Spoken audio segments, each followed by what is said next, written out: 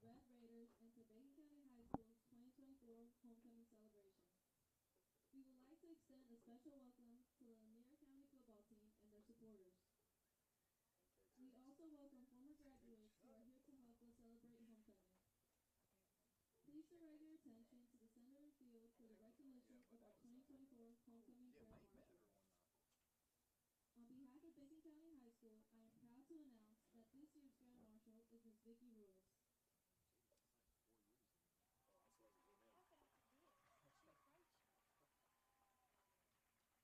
Ms. Ruiz hails from Nichols, but has proudly called Alma her home for the past 39 years. She and her husband, Carol, have built a beautiful life together, raising two sons, Clint and Kyle, and doting on their four beloved grandchildren. For the past 18 years, Ms. Ruiz has been a cornerstone of Bacon County High School, serving as the school's front office secretary.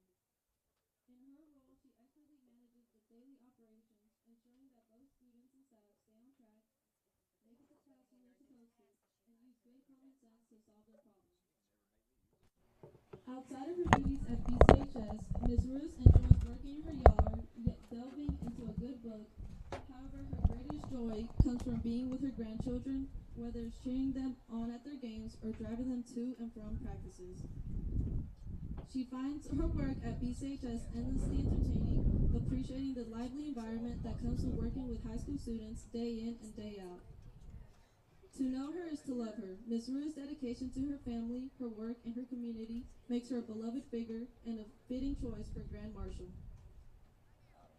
Ladies and gentlemen, BCHS Principal, Mr. Powell, represent Ms. Ruiz with a commemorative football. Congratulations, Ms. Ruiz. We appreciate you.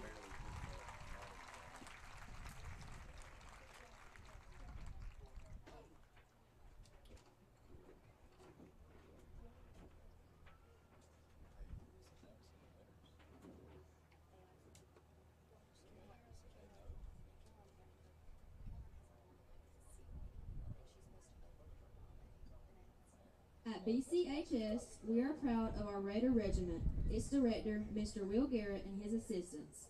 They will be performing for our homecoming festivities.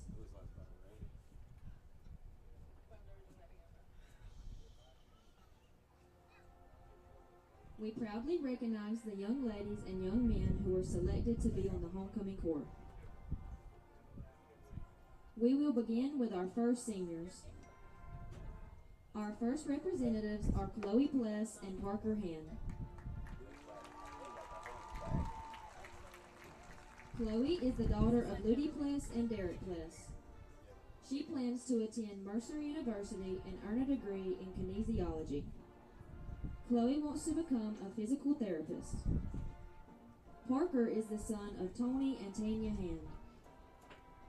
After graduation, he plans to continue working with Tire Hay Farm while attending Coastal Pines Technical College to earn his CDLs.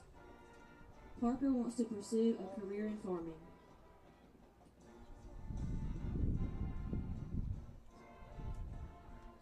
Up next are our seniors Alexis Kirkland and Colin Moore.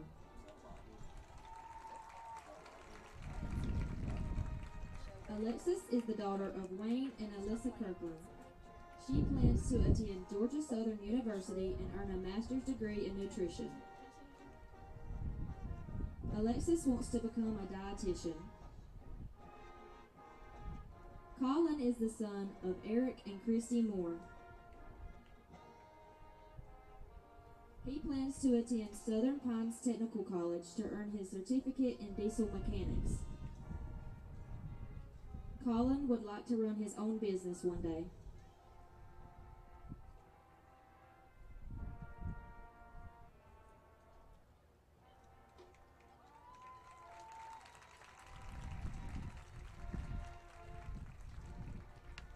Our next seniors are Taya Dow and Ray Tucker.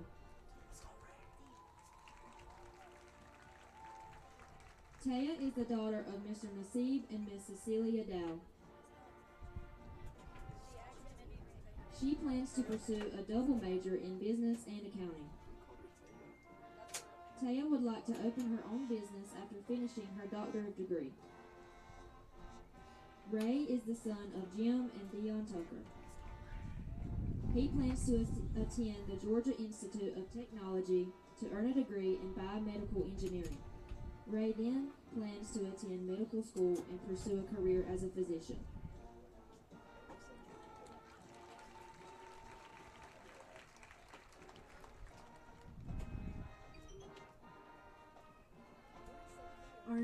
Our next representatives are Lily McClintock and Aiden Cawthorn. Lily is the daughter of Michael and Laura McClintock. She plans to go to college and earn a degree in business and fashion merchandising. Aiden is the son of the late Wendy Cawthorn and Thad Williams. He plans to attend a 4-year college while playing football. Aiden wants to earn a degree in education and return to Bacon County High School to coach.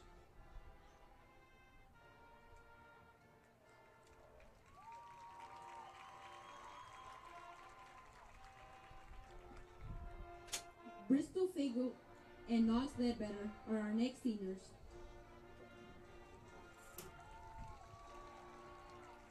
Bristol is the daughter of Brent and Crystal Fagel. She plans to complete her 30 hours at South Georgia College before transferring to the University of Georgia to obtain a doctorate in medicine. Knox is the son of Ryan Beecher and Jason and Michelle Ledbetter. He plans to attend college and play baseball. He wants to earn a bachelor's degree in business.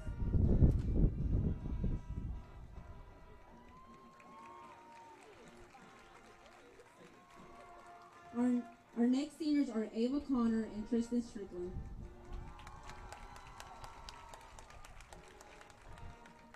Ava is the daughter of Candace Connor and the granddaughter of Mr. and Mrs. Michael Connor. She plans to attend Coastal Pines Technical College after graduation to obtain a degree in cosmetology. Tristan is the son of Dean Strickland and Christy Strickland. He plans to attend a 4-year college and earn a degree in history. Tristan would like to come back to Bacon County High School and coach football.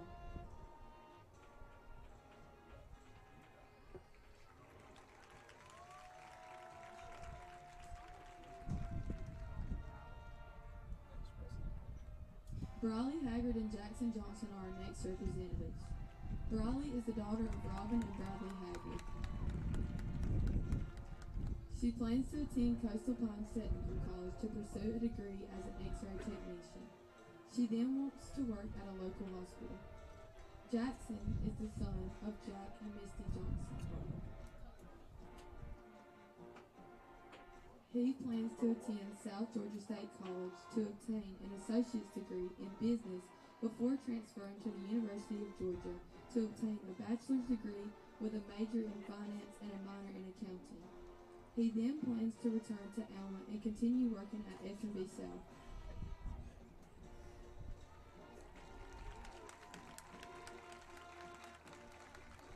Next up are Jess Cartledge and Rylan Boatrout.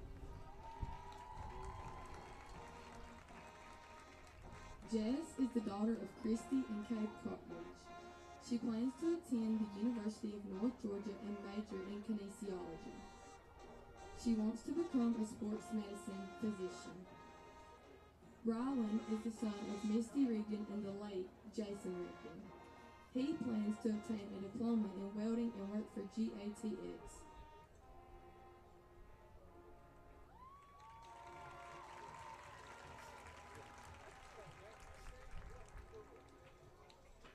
Anna Jade Watkins and Travion Richardson are our next seniors.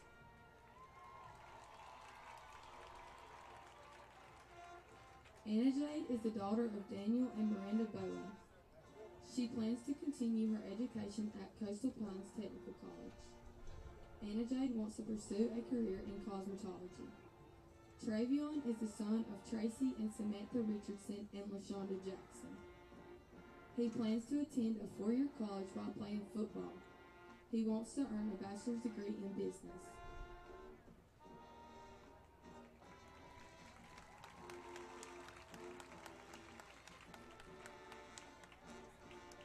Our next senior representatives are Julia Wicker and Fabian Hernandez.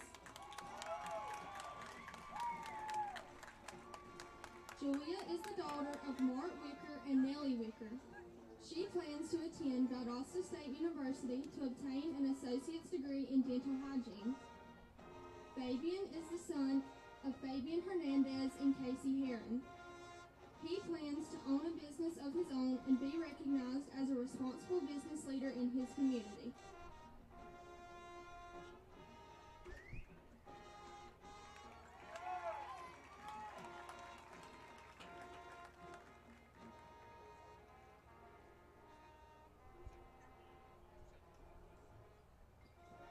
London Lee and Kurt Adams are our final representatives.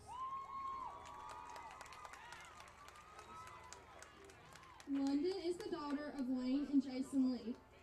She plans to earn her cosmetology certificate from Coastal Pines Technical College before transferring to Valdosta State University to earn an esthetician certificate. London wants to own her own beauty salon. Kurt is the son of Bruce Adams and Lana Thomas. He plans to attend South Georgia State College to obtain an associate's degree before transferring to Georgia Southern University. Kurt wants to earn a master's degree in accounting.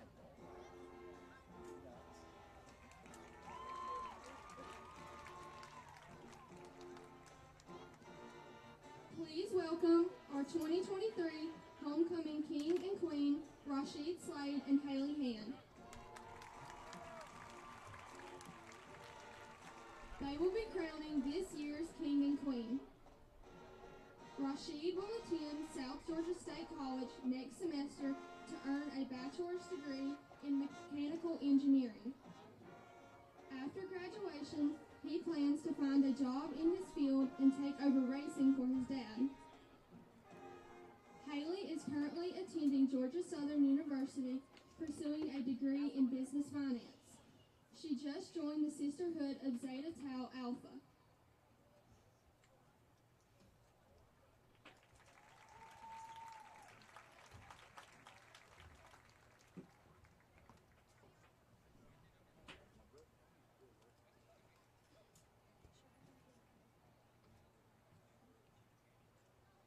This is the moment we have been waiting for. The 2024 Homecoming King is Aiden Cawthorn.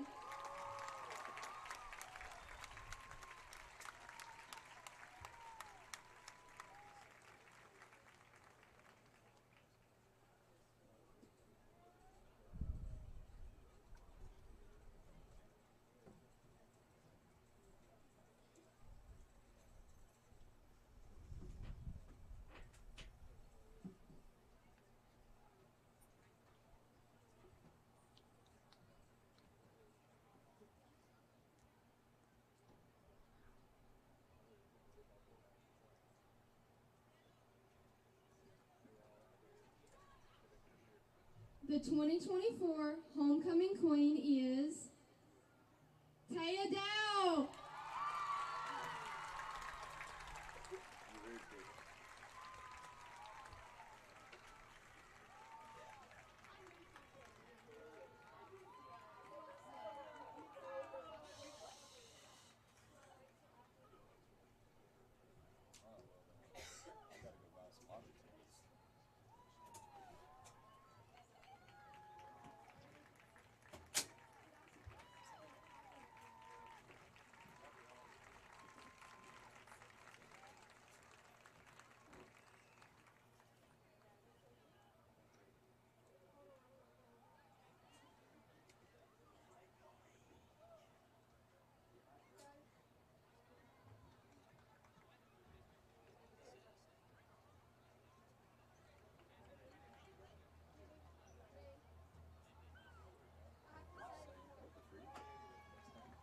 Congratulations, Taya and Aiden. This concludes our 2024 Homecoming festivities. Congratulations to all these young men and women. Please stay to cheer on our Red Raiders as they battle the Lanier County Bulldogs.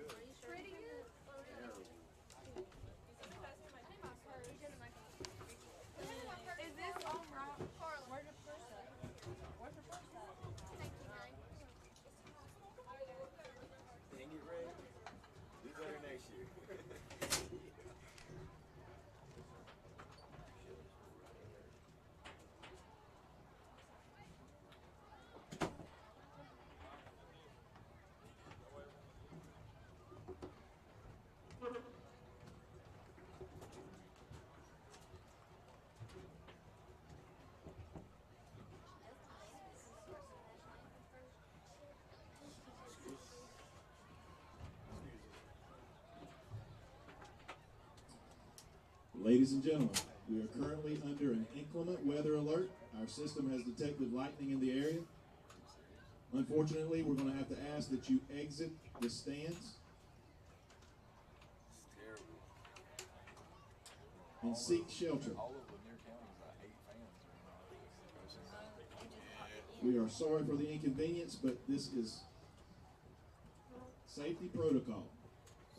Once again, alert.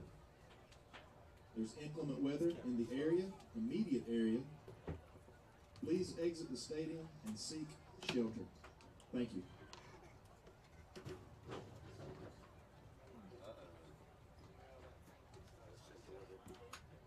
That's crazy though, the sirens didn't go off. Or did they? Did they go off out there? Yeah, Charlie and Coach Parker kind of see from over where I was standing at, you could see the panic on their face set in. Like, hey, we gotta hurry this up. Read a little bit faster. Mentally prepared. Well, that right there, what just happened, probably reset this. I'm hoping it's gonna go just beside us, but I'm gonna take a look. So I guess it's So just this the is, one to watch. you ever been back there? Alright, so the thing that's flashing back there right now, What do you see there? that is just, Lightning. So what does it say? see, just up there. Tracy, 30 minutes. she wearing my jacket and my own jacket. Yes, she is. Hope we don't get switched. Oh, that girl that dressed up like you on Teacher Day? I said, dang, they really are twins. I was so excited to see people dressed up as me. Yeah. And they were all carrying their Alanis around. I loved it. Just postpone it or? Let it go. That's pretty good. Stinks for me. Yeah, we gotta wait at least 30 minutes. Always happens when I bring it nice. That was the day before a soccer game. The day before the soccer game? No. Like, as I'm walking onto the field. Oh. I get hungry. Kate gonna never see our soccer game. Oh, yeah. Oh, there's again. That's not what they said. That'll be a reset. I'm hoping it stays and kind of skirt off to the side of us. So it'll delay 30 minutes, then it gives extra time for people to get back in the stands too. So, like They this might guy. actually give them a chance to warm up a little bit too before they Yeah. Tell them to just go run some laps in the gym, stay warm. What do they do in that? Do they just like separate one team in the lunchroom, one in the gym? They both have locker rooms down there. They don't put the football team in the girls' locker room. I just noticed there's enough chairs in the locker room for all of them. No, you're good. Yeah, I was gonna ask you about that, and I saw Yeah, that, they and I look was like they oh were my trying goodness to- gracious, Well, yes. usually if a big enough team comes here, you'll see He told them, me if like right we before were- the game, like their players will be filed out the Okay. back of the gym back I don't know. because they can't all fit in the locker room. I wonder You if can see they Coach would Parker set and in Charlie like the weight room panic and kind of set in. in. Just in case. They could. Set in the gym. Thank you so much. Northwest of us looks rough. And Joe Boatwright showed me a video. It rained at his house. Yeah, I got a picture of it. It was raining in Lacey. One of the girls was in there.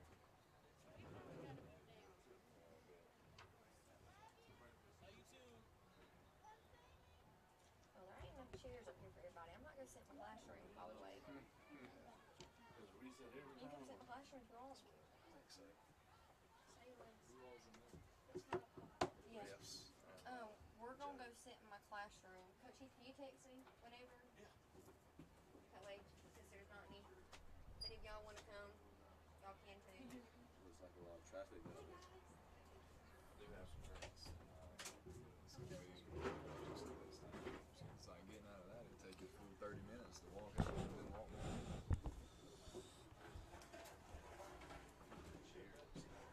Oh man.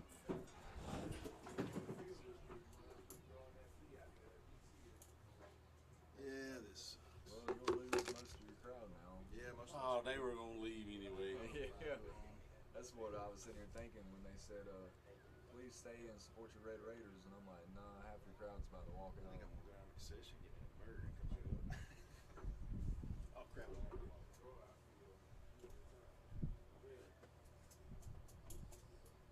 Did Lanier bring their band? Yeah.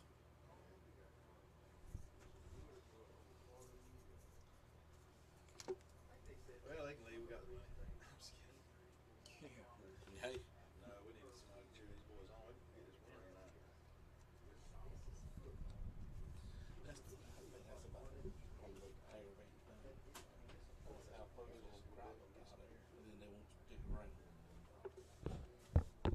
Well, people always have something to say, and then when it's their turn to actually do something Oh, or yeah. try to change something, they'll be nowhere to be found. The touchdown club. Real to you. There's been years where you had 2 or 3 people in the meeting. Fortunately, this year we've got about 20, and they're actually parked and stuff. I don't have to just stay out here with it. I don't know if you're here yet, but we're under a lightning delay.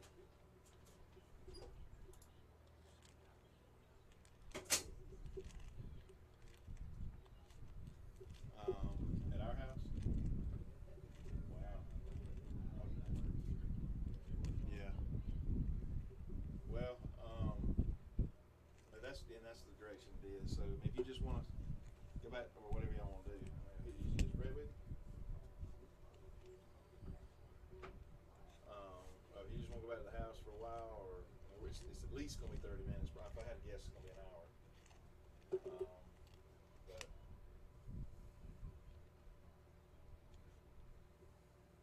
if you wanted to come up here and park behind the school there, your mom's probably going to, you can call her. She's going to be in either her room or in that lunchroom area. But that's up to you. Have y'all already walked out? Okay. What? Well, dude, I mean, if they'll let y'all walk back up here, I guess. Okay, just do that. Just let me know. But I'll say y'all be standing up because there ain't no seats in here.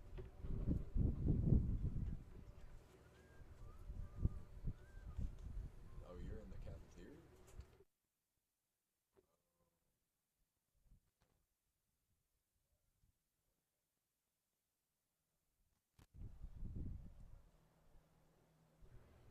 Well, there's bathrooms right there in the.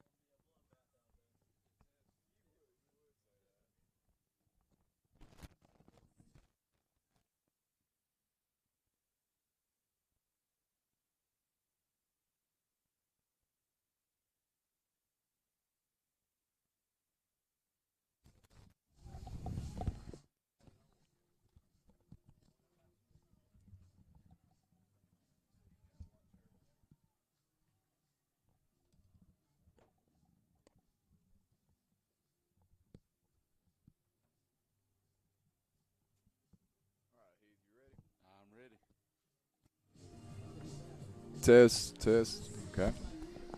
That sounded pretty good to me. All right, Raider Nation, we are here live, finally, at the ripe age of 8:52. We're only an hour and 22 minutes late for kickoff here, but we had a little bit of a weather delay, and, man, came down pretty hard. Field still looks like it's in great shape, though. It does. Hopefully our guys were in there getting locked in, and, man, I mean, pregame I felt like we had some energy out there and looked pretty good, and here we are an hour and 20 minutes later, so let's hope it's still we're still up to par. It's one of those things when you had to put these kids in them locker rooms just trying to keep their mind focused on the task at hand, especially with homecoming week and everything else they've had going on. But like you said, man, they come out before the game, looked like they were on fire, but all of a sudden I think we were the only county in South Georgia, I think, that had to postpone some rain. We kept watching different games while we were up here in the stand or in the press box. Yeah, it's crazy how that works out. And when you're sitting here concerned about your game, and then your game out of all of them is the one that gets delayed, and here we are, non-region matchup. But, hey, it's homecoming. Unfortunately, I think a lot of our crowd must have filed out, and hopefully they file back in here.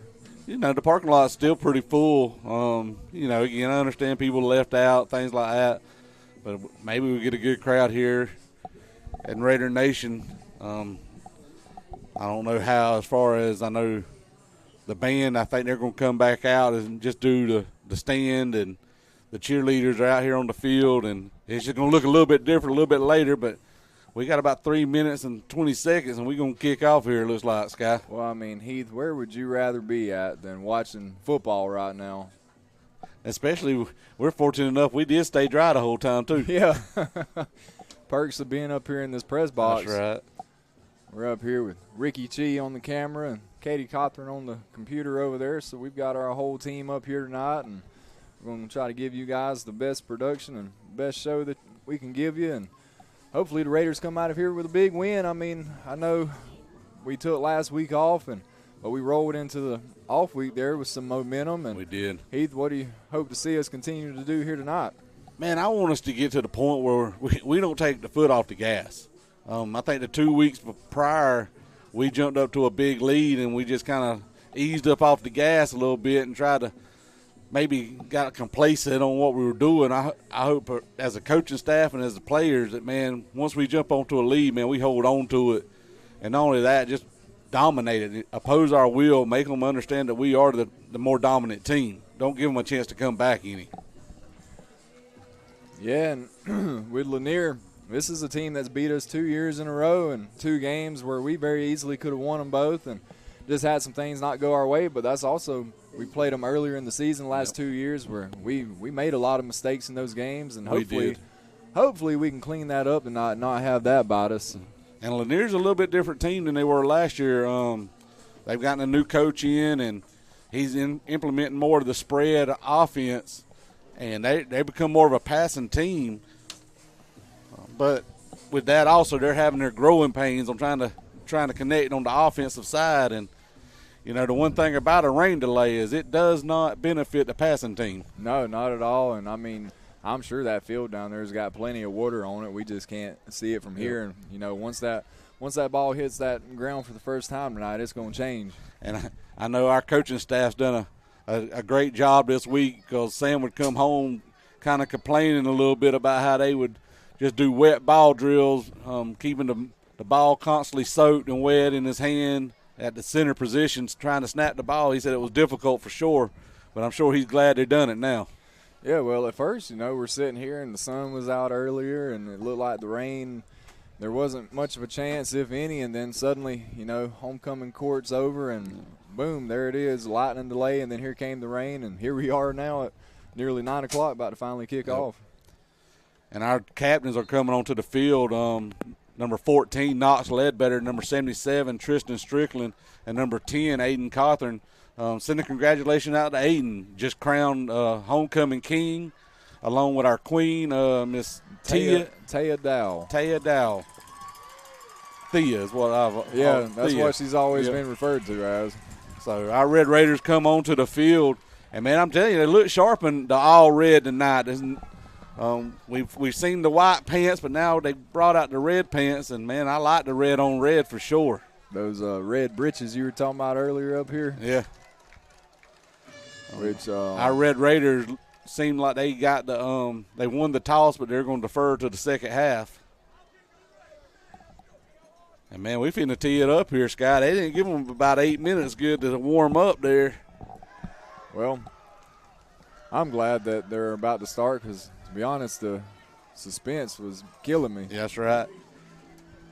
And on the dad side, man, like having a youngin' out here, you want them to get started. You always got those ball of nerves, and just to get going, because I know they're ready to play. We are going to receive, so I reckon I was wrong on that. Lanier must have won and deferred. I'm interested to see how their kicker looked pretty good in warm-ups. See if he's going – and where we're going to try to hide number 3 at, Moopy Green. He's kind of been due all year to try to break one of these things. He's been close a couple of times too. Yeah, and their kicker was out here. He was the first one out here on the field for him, warming up today for a while. And he hit some pretty long field goals. He was kicking from the 40 at one point, and then I'm not sure I seen him make one from there, but I know from I believe it was the 25 to 30, he was hitting them pretty regularly. But we've got number 3, Moopy Green, back deep with number 4, Keandre Dixon, and that's a young man over the last couple of weeks that kind of made a name for himself.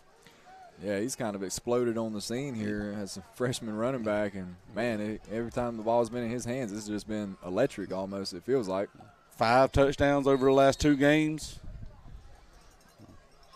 But Lanier's teed it up. Squib kick right off of one of our guys. Number 20 picks it up, and he's trying to break a tackle.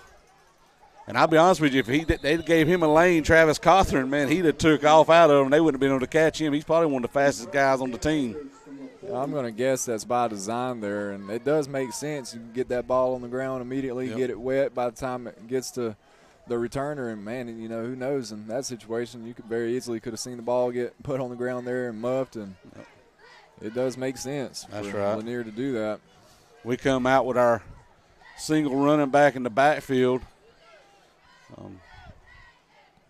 Number 19, Isaiah, is down to the bottom at wide receiver. Number 10, Aiden Cawthorn's up top wide receiver.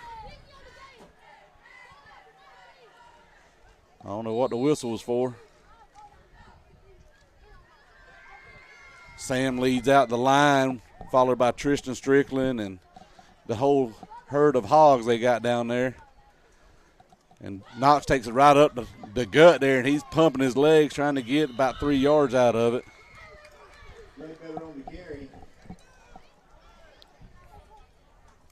Yeah, Knox is that guy. He's probably not going to break a lot of long runs, but he does bring some power with him when he gets it. Well, at about 220, all he got to kind of do is follow his blockers and just lean a little bit. We're going to get a couple of yards. We come with that 2-headed monster back in the backfield, Travion Richardson and Keandre Dixon. And they hand it off to number 4. And he's trying to get him to break, and, man, he's still on his feet. Man, he just gets it and hits the hole. There's no hesitation or anything. He come out of both his shoes right there. Well, he had about 3 Lanier defenders there on him trying to bring him down. Sure, they were grabbing and pulling anything they could right there. That's right. We run 2 tight ends in, 1 running back in the backfield. Moopy Green's up in his up back running back position. They might need to tape his shoes on if they're coming off that easy.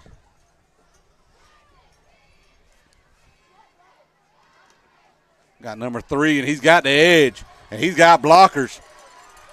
He's going to get knocked out of bounds about the 20-yard line, it looks like. Oh, now they're going to throw a flag. Let's see what they call on the flag. That flag come in late, Sky. Yeah, and I thought Moopy was going to be gone right there, but I want to say that might have been number 0 for Lanier that ran him out. Might have been. That's B.J. Jones over there. He's a senior for Lanier who's got several Division I offers, Power 5 schools at this point. I'm pretty sure if you ask anybody, he's going to be Lanier's best player. And our guys look like we're holding. Going to get us for holding, so that's going to back us back up. Man, we shoot ourselves in the foot, it seems like a lot of times, Sky, on plays like that. You hate to see it. You break a huge play like that, and then here it comes right back, and kind of just kills your morale a little bit. But those are some of the mistakes that we've been making so far in the season that you really want to see us clean up, and hopefully we don't have to see too much of that tonight. Yep. So that brings up 1st and 5 for our Red Raiders. Knox led better at quarterback, flanked by Travion Richardson to the top side. And they hand it off to Travion. And he lowers his head, and he's trying to fight for a few yards as hard as he can. And that's kind of been the thing of his season also. He ain't got a whole lot of running room. Yeah, it's been pretty tough sledding for Travion so far. It just feels like whenever he gets the ball, the defense, just their run fits are perfect. Yeah, it's one of those things. He made a name for himself last year, and they're kind of looking after that for sure. Now we brought in the 2 running backs, flanking Knox. Hand it off to Travion again. He's trying to find a hole back inside. And I don't think he's going to pick up nothing out of that. Yep. So that's going to bring up 3rd down and about 4 for our Red Raiders. Just nothing going for him there or on those last 2 plays.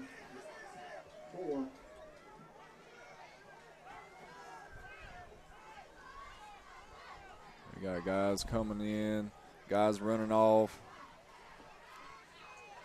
We got 1 wide receiver down to the bottom, 1 to the top.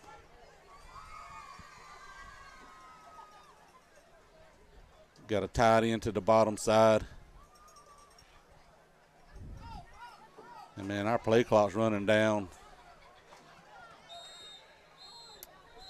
Yeah, I'm going to go out on a limb and say that's not what we were intending to do right there. No, I don't think it was. I don't know what the issue was trying to get the play in on that. But our Red Raiders, we kind of got a little momentum going and then shot ourselves off after that long run to back us back up. And here's kind of seemed to stall here on this drive.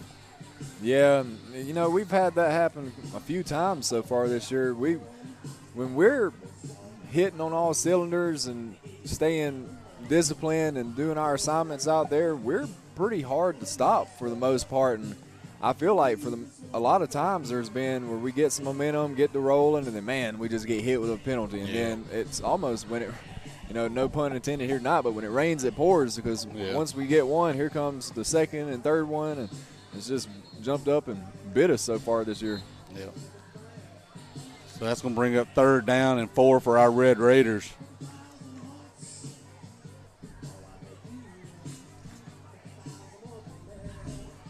One wide receiver to the bottom, 1 up to the top. Knox led better back at quarterback, 1 running back in the backfield with him. We tried to get them to jump off sides, hard count. They didn't bite. Now we're moving Moopy to the top side and sliding our wide receiver in a little bit.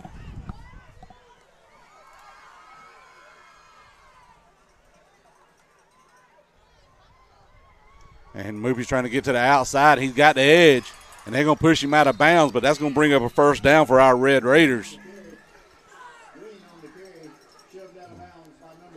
He's going to pick up about 10 yards on the play. And that's good for Moopy because Moopy's been that guy where he's been the guy to break a few big plays and they get called back, which he already had one in this game that falls under that category. So it's good.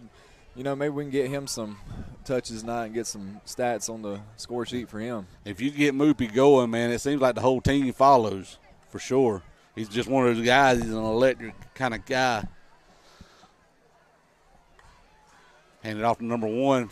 He tries to get up the middle, and he fights. Man, Travion's fighting for all the yards he can, and there just ain't a whole lot there. But he does pick up about 5 yards on the play. Picks up 5. So it's going to bring 2nd down and 5. Our Red Raiders are driving here, and we're on their 28-yard line.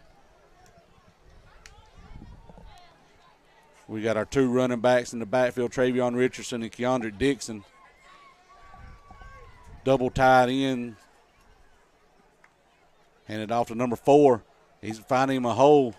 And I think he's going to fall forward for about 4 yards and going to be pretty close to a first down. I think we're going to bring us a little bit short. Yeah, I think we'll have about a half yard to a yard to go. 3rd down and 1. Our Red Raiders here with 7 minutes and 35 seconds left in the first quarter are just knocking on the door a little bit. We're on the 25-yard line. We slide our wide receiver, Moopy Green, way out onto the top side of the field. 2 tight ends in, 2 running backs in the backfield. Hand it off to number 1. He got him a nice little hole and squirted out there. I thought he was going to break that tackle, but one guy brought him down by the shoelaces, and that's going to bring up a first down for our Red Raiders. Just got to keep moving the sticks. Hold on to that wet ball, and let's just keep driving.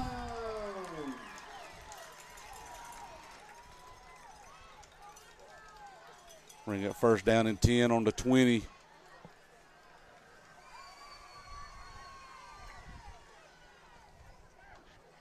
They bring him down behind the backfield. Number 4 is trying to get out there, but just couldn't get there. Brought down by number 54 for Lanier County. Looks like a loss of about 2 yards on the play.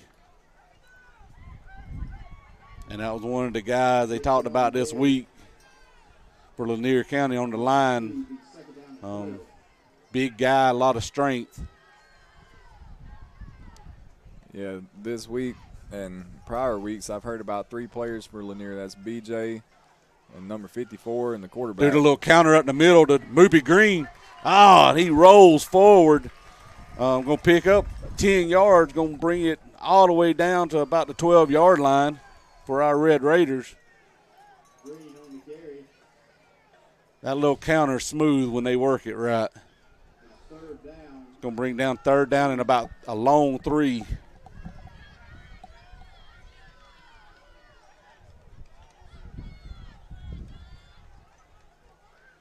We're still in our double tight set.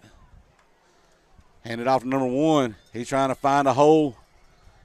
And I think he's running to one of his own guys there. Well, he kind of backpedaled through there at the end and fell backwards. Luckily, they didn't give him no yardage. I don't know how they didn't do that.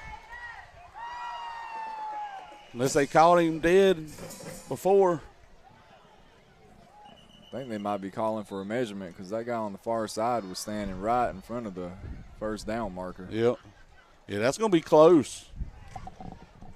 All right, he's going to go ahead and wave it on first down. So that's going to bring up 1st and 10 or 1st and goal for our Red Raiders. They ain't going to stretch the chains, but I think it's 1st and goal. It sure is. Yep. On the 9.5-yard line, I believe it is, Guy.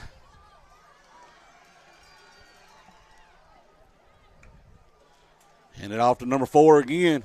And he's spinning. Gets down to about the 3-yard line before they bring him down. I think one of the most impressive things about Keandrick is his balance, the contact balance. When he gets hit, it doesn't really phase him a lot upon first contact, and he just churns out yards. I'm going to use an old saying that my old colleague used to use, the yak, yards after contact. He just keeps his feet. He'll bounce off of people. Well, there's 2 yaks, yards after contact and yards after catch, and usually if you're the team that leads in them 2 categories, you probably won the ball game. Yep. We run trips to the top side. Still got a double tight set in. Knox going to take it right in the middle for a score from about 3 yards out. Yeah, that looked pretty easy right there. So our Red Raiders get on the board here with 4 minutes and 32 seconds left in the first quarter. Knox Ledbetter just follows Keandre Dixon in pretty much untouched. Yeah, you love to see that. Get the ball, first drive of the game, be able to punch it in the end zone right there. Fight through a little bit of adversity there on that penalty, but we still kind of owned it right there all the way down. They didn't have an answer for any of it. and put some points on the board. Kick is up. Isaiah kicks it right through the middle for our Red Raiders, take a lead 7-0 here in the first quarter. And with that, we're going to head to our first break of the game. We'll be right back.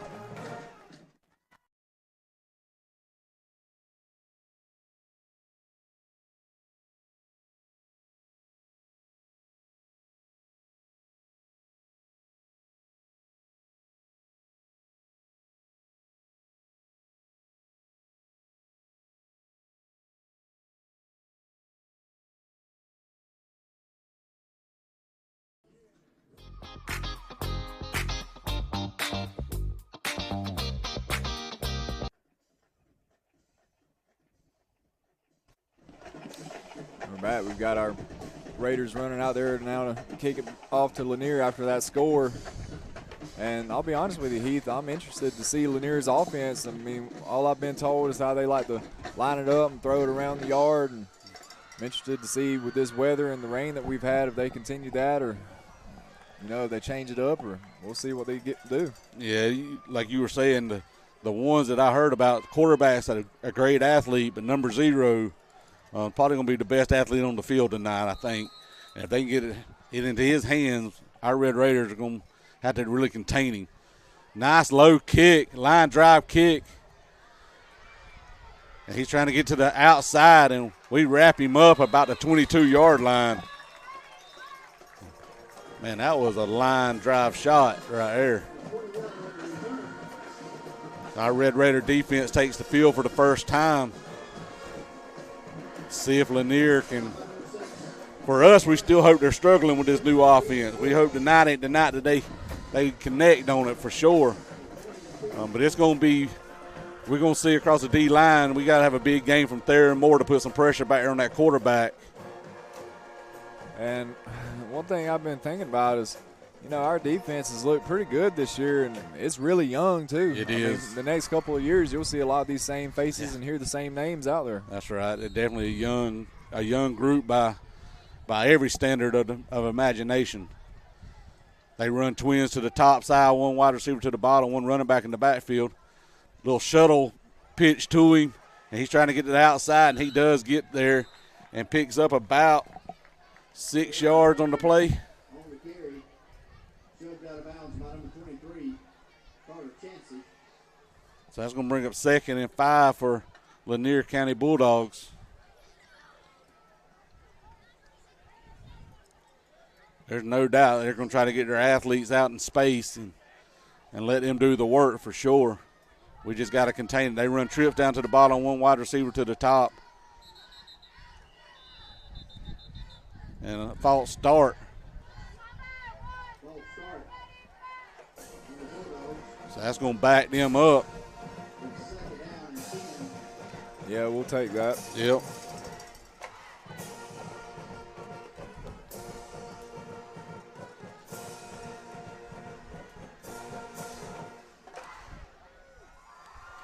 Tell you, I hope we contain the quarterback tonight. I know in years past we've played him, and he's kind of looked a little bit like Johnny Manziel back there, running around, scrambling around. The kid's a great athlete for sure. So we definitely got to contain a little screen pass, or not screen pass, but my mind went blank, Sky, on what we call that. A little wide receiver screen out there. And maybe that high ball right there is a result of it being wet. Yep.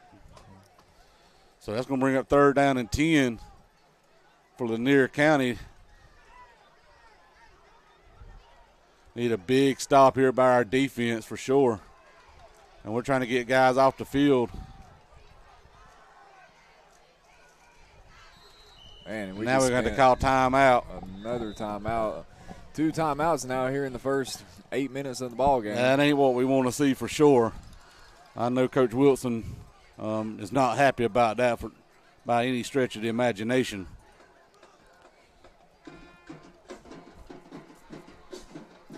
And now we've got a guy rolling around on the ground out there. That's Aiden Cawthorn. Yep.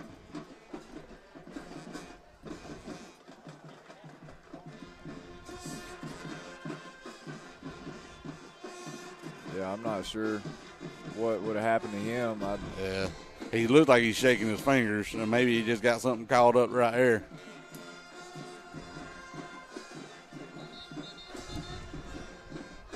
So this is definitely a passing situation for him here, Sky, to try to air it out and you would think so.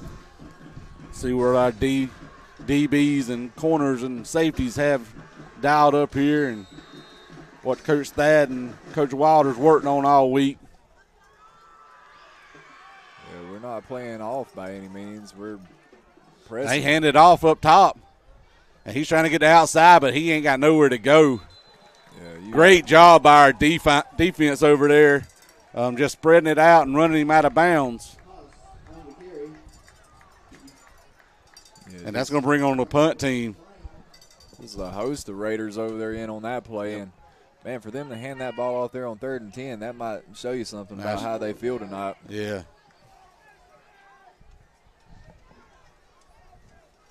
I think they're bringing their punt team on. Yeah, number 3 is going to be back doing the punting duties for them. We got Santiago Pizzell back deep. Done a pretty good job back there in the punt game for us in the last couple of games. Interested just to see. Oh, high, but it is going nowhere. Yeah, we're not even going to try to touch that unless. Oh, come on, man. That was a little late on that slinging around, but I want to tell Santiago, don't do that no more. Yeah, I thought for sure we weren't going to run up and try to touch that ball. He looked like he was getting the grounder out of center field to throw it home there. Yeah, do or die out there. Yeah. But put us in great field position. I'll take it all day. So Red Raiders are going to start deep into their territory on their 22-yard line. So we run our offense back out. Yeah, well, it's hard to script a better start than this so far. I mean, we're only a couple possessions in, but everything's going our way right now except for, a penalty there. We run one wide receiver to the top, Isaiah, with number 10, Aiden Cawthorn, down to the bottom side on about the numbers. We got the short side of the field down towards us. Fake the handoff and got to get rid of it quick. And just did miss Isaiah. Man, they had a guy coming off the end screaming. Knox didn't have much to do with it, but just get it away. Yeah, that's one of those you throw it and either your guy's going to get it or nobody's going to get it. Yep. And fortunately, they didn't have a man deep. They play a man on us, and I'll be honest with you, they keep playing man on us. I'll put our wide receivers up against their DBs any day of the week. Yeah, we got a couple guys that can get behind the defense out there. We run with that double tight set. 2 running backs in the backfield. Hand it off to number 1. He's got him a hole. He breaks one tackle, stiff arms another, keeps his feet churning, and they finally run him out of bounds about the 2-yard line. Travion Richardson was not going to be denied on that run. That's just one of those patented Travion runs, though. I mean, how many times have we seen that in the last 4 years? Yeah, he's definitely been doing it for a while for Red Raider or for Red Kingdom for sure. That brings us all the way down to the 2-yard line, 1st and goal for our Red Raiders. And the old saying, if it ain't broke, don't fix it. We're running the ball really well right now. And we're going to hand it off to number 4. And he just walks into the end zone for a touchdown. From 2 yards out, our Red Raiders score with 3:17 left in the first quarter. We go up by 2 touchdowns. And there's that freshman again, adding on to his total.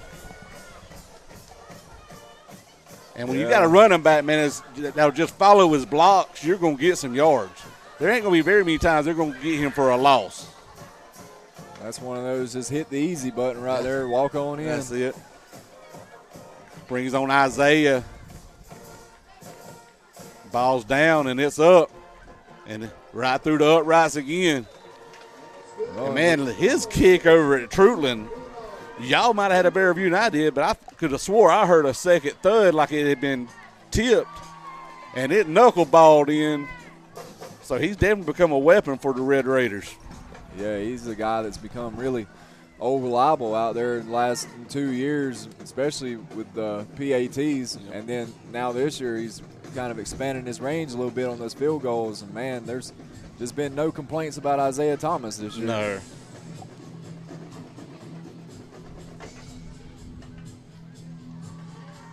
This is the point I talked about, Sky. I don't want us to take our foot off the gas. We're up by 2 scores, but we need to keep going in the direction we were headed in and keep going full speed. Right. Yeah, we don't want to stop at 14. We want to get all we can get tonight. That's right. Isaiah's teed it up.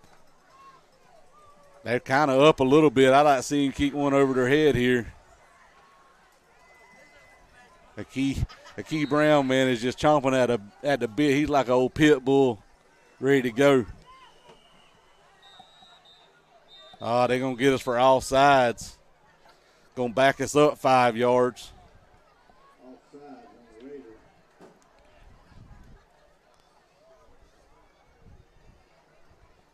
And I thought that was Dwight Hat that's supposed to call that. I reckon he's down there in the end zone. Man, you really hate to see that. You know, those little small penalties like that, the small things matter. They add up. They do. I know that stuff right there drives the coaches wild. Man, it absolutely aggravates the snot out of people. And our Red Raiders will tee it back up, and now I'd like to see just Isaiah just put his whole foot into it, go ahead and get it into the end zone. Well, I was about to say, you know, those 5 yards there, they hurt, but when you have Isaiah, it hurts a little less with the leg that he has. A little high kick. He's going to come down about the 20 or 18-yard line.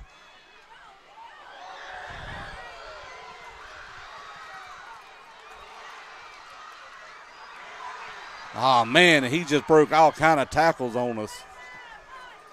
Yeah, just some sloppy tackling right there. Yeah. And just like that, they pin our defense deep here. You know, you mentioned the Key Brown a while ago, and he actually just knocked the guy's helmet off there on that kick return. Yep. The guy tried to block a Key, and he ended up getting the worst of it. Yeah. He might rethink that one next time around for sure. Yeah.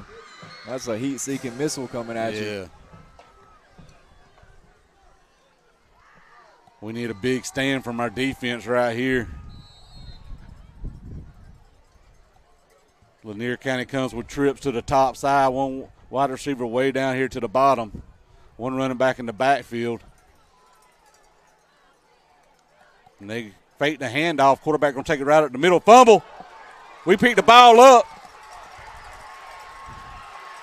I'm trying to see the number that's got the ball. He's got blockers. Number 10, Aiden Coughlin. He's trying to juke and jive and finally bring him down about the 47-yard line. Great job by our defense. Way to step up right there.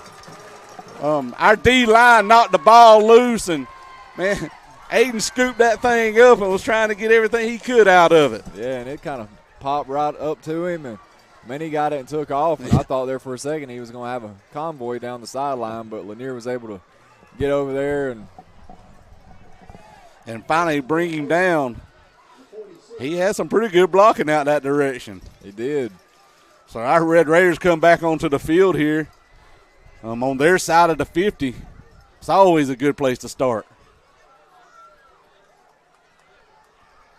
We run our double tight set. We've kind of ran most of the night.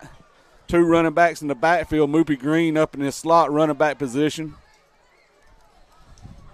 Coach is getting the plays in to the offense.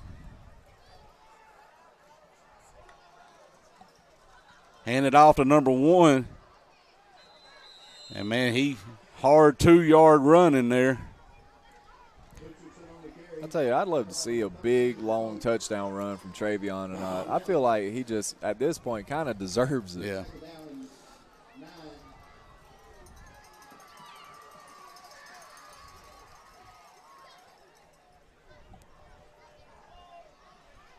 Now we run Travion out to the top side at wide receiver. Keandre Dixon's lone running back in the backfield.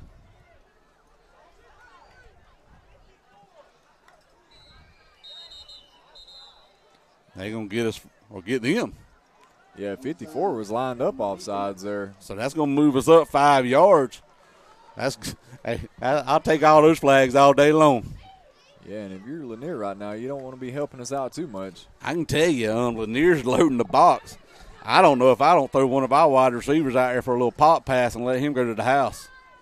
It's there. They have nobody back deep on us. They are playing us for the run for sure.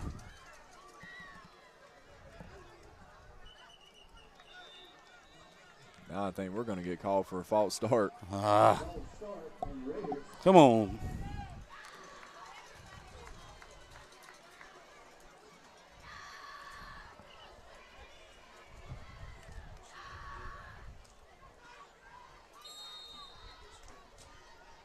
Our Red Raiders now come back up.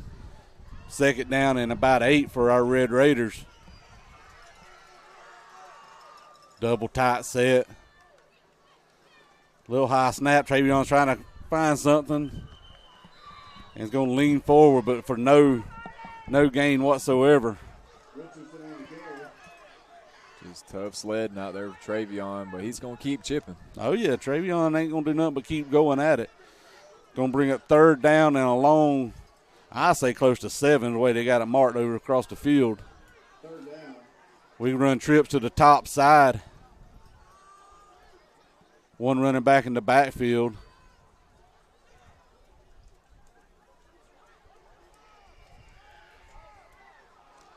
We get to play in.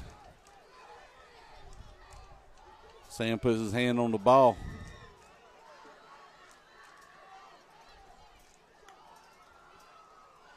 We throw it out to number 10. He makes one guy miss. Or number 19, Isaiah. Yeah, Isaiah with a good little catch out there, a little wiggle on the run. That's going to put them pretty close to a 1st down. Bring up 4th and about 1. Let's see what our Red Raiders dial up here. I think we're probably going to take this clock down and think it over as we go to the 2nd quarter. We keeping our offense on the field, but it's going to go all the way down to the 2nd quarter. So at the end of the 1st quarter, our Red Raiders are up, Sky 14-0 over the Lanier County Bulldogs. Yep, with that, we'll go to a break, and we'll be right back with more Red Raider football.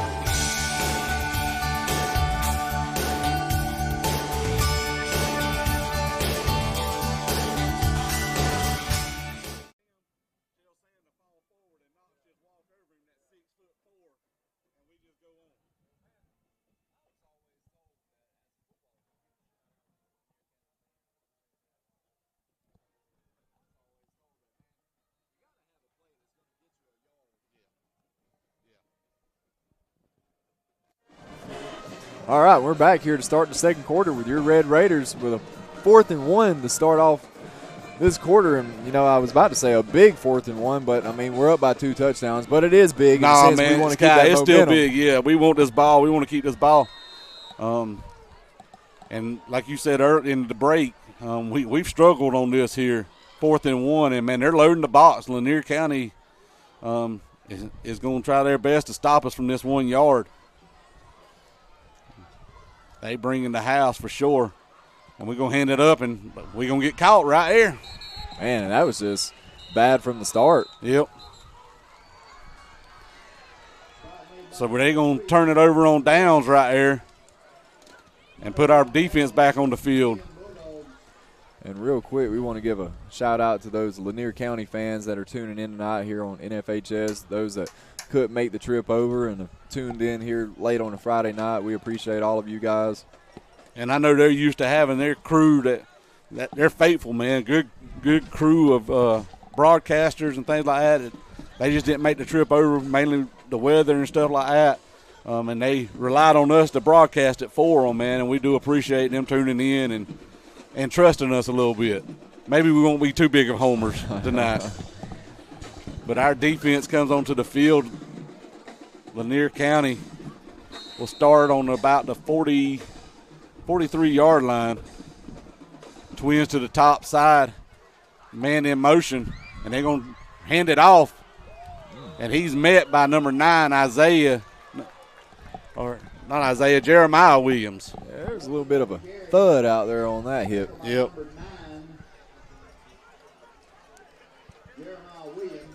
It's going to bring up 2nd down and 5 for Lanier County on the 49-yard line. They run twins to the top side, twins to the bottom side, one wide receiver in the backfield.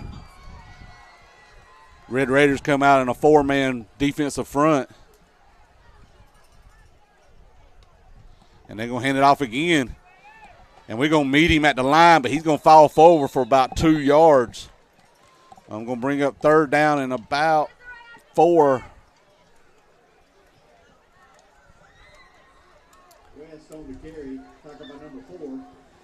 Yeah, I think with all this running Lanier's done tonight, after all we've heard about their passing attack, I think this weather did play a factor into them and their game plan, as we have not seen them throw but 2 passes so far, I think.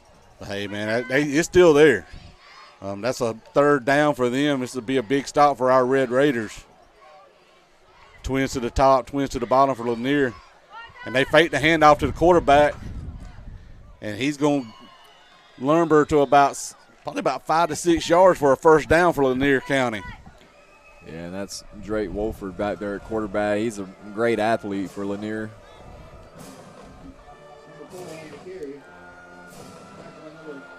So that's going to start the downs over for them here with 10 minutes and 15 seconds left in the 2nd quarter. Lanier County is in Bacon County's territory. Twins to the bottom side, twins to the top. One running back in the backfield. Send a man in motion. Fake the jet sweep. Woo! And, man, we kind of eat that up pretty good. Yeah, if they would have handed off to the guy in motion, Jeremiah would have just blown that up, which he did anyway. Yeah. Jeremiah just laid the absolute wood out there. They're calling the players off the field, so we need to take a break. Yeah, we'll be right back.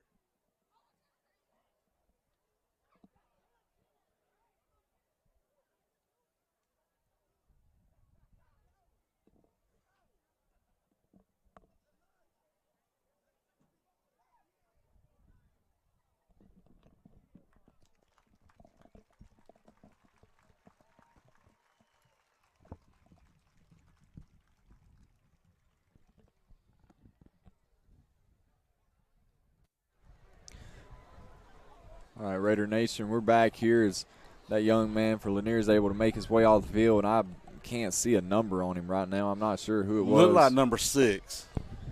But Jeremiah Williams came off the edge and hit him and kept running. That was a high-speed collision right there. That was that's a pure football play. When you play tough and hard, that's what's going to happen. And both of them were running full speed, and that young man definitely didn't get the better end of that deal for sure. But that brings Lanier back out, 2nd down and 8 for Lanier. They are on the Red Raiders' 41-yard line. They got twins to the bottom side, twins to the top, one running back in the backfield.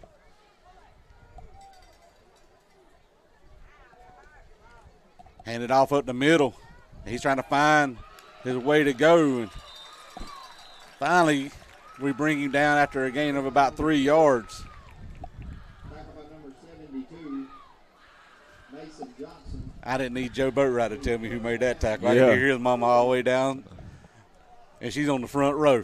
And Mason, he stands out when he's out there on that field. Oh, he is a man for sure.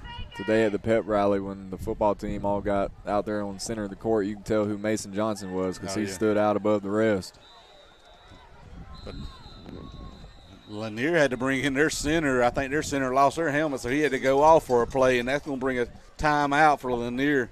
With 9 minutes and 14 seconds left in the half, Red Raiders are up 14-0. Yeah, and we'll take a second here to talk about all of our Red Raider fans out there that tuned in tonight. As this crowd is still a good crowd, but it thinned out a lot with the rain, and I'm sure there's plenty that stayed in tonight to watch anyway. So we always appreciate all the Raider Nation out there. And appreciate the ones that stuck it out and showed back up after the rain, wiped their seats out, and they're sitting here watching a pretty good game so far for our Red Raiders. Yeah, that student section. We've got a good bit of our students out here tonight. Our red seats, we've got a good amount of folks in those. And our Red Raiders are probably the first time tonight in a position where we've kind of got our backs against the wall a little bit here on 3rd down and about 4, where Lanier's had a little bit of momentum on this offensive drive. And Lanier comes back out. They kind of like us. They've had to grow up over the last few years. Some of these guys have been playing, it seems like, forever now. Every year we play them, we keep seeing the same guys. Lanier goes back to pass. Oh, right through the receiver's hands. Fortunately for us, because he was wide open. Yeah, we kind of caught a break there. Yeah, I think we were playing a little bit too soft on that one. So that's going to bring up 4th down and about 4 for Lanier County, and they're going to keep their offense on the field. They're in 4-down territory here. They got their twins to the top side, twins down to the bottom side also. One running back in the backfield. No tight ends in for them. We show blitz. He goes back to pass. And we light him up as he gets rid of the ball. And it comes up short for Lanier County, so our Red Raiders are going to take over on downs. We kind of repaid the favor there, Sky. Yeah, that's what we wanted to see right there on that play. So our Red Raiders now take over on our 37-yard line. See if our offense can recapture some of that momentum there from the first couple drives. Pad our lead a little bit here. I think we want to open the playbook up a little bit, get Lanier out of our box a little bit, give us a little bit of room that we can run with. We got twins up to the top side, one running back in the backfield. Bobble to snap. And Knox was able to fall back down on it. Yeah, that one right there looked like Knox was trying to catch an eel out there. It just kept slipping away from him. I think it was a little high for him.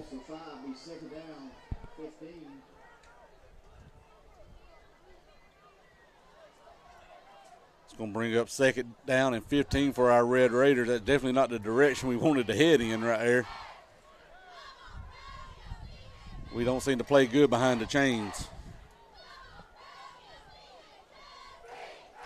We run one wide receiver up top, one down to the bottom, one running back in the backfield.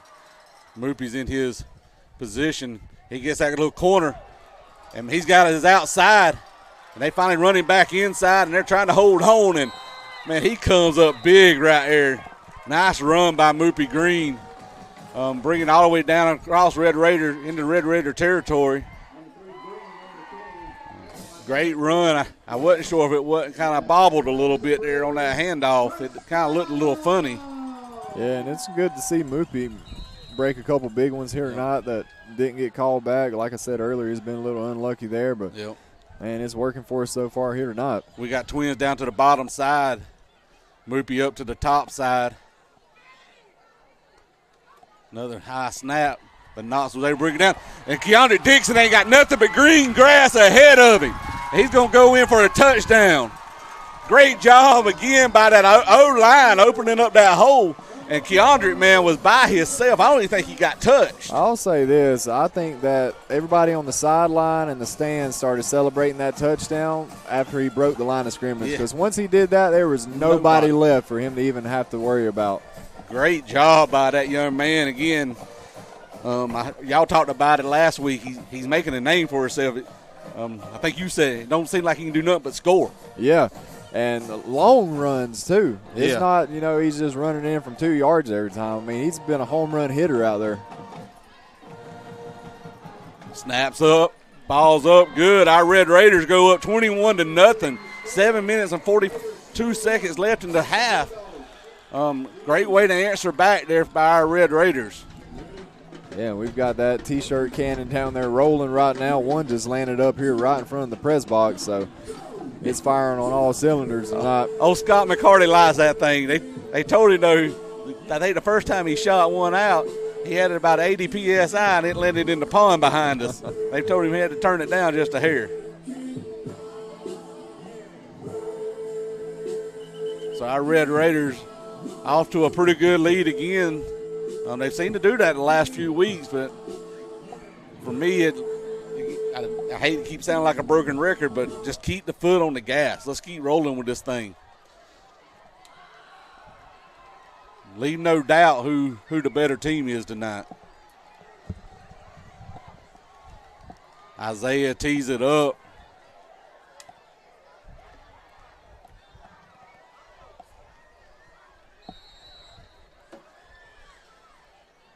Whistle, and there we go.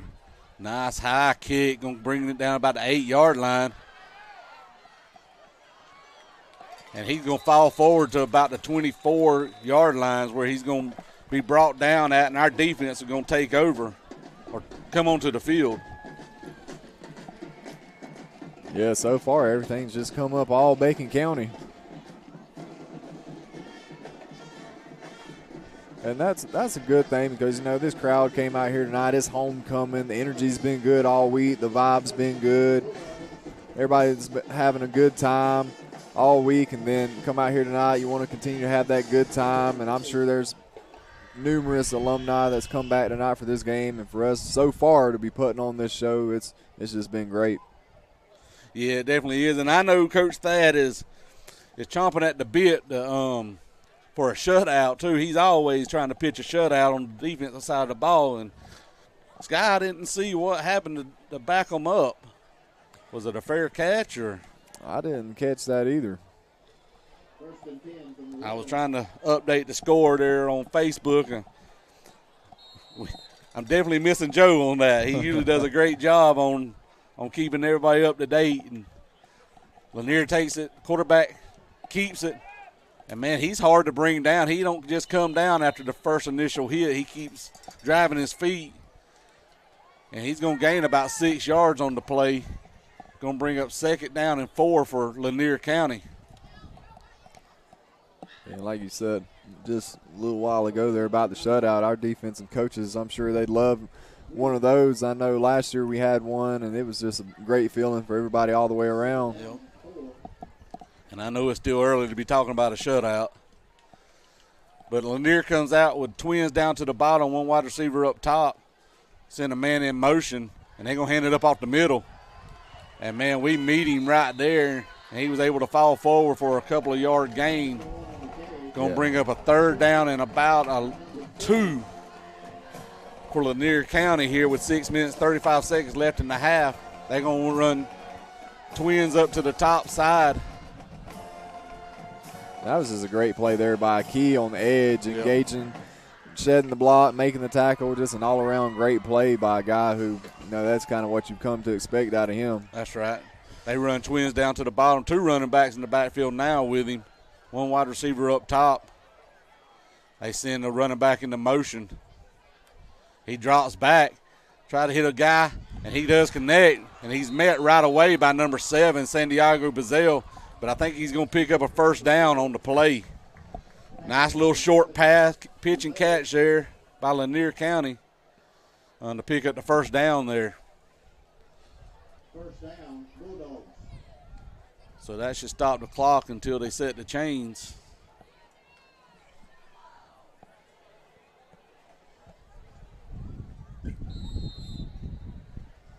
Lanier comes out with twins down to the bottom again. 1 running back in the backfield, 1 slot running back, and 1 wide receiver to the top side. He hands it out. Fumble, another fumble. Ball's on the dirt.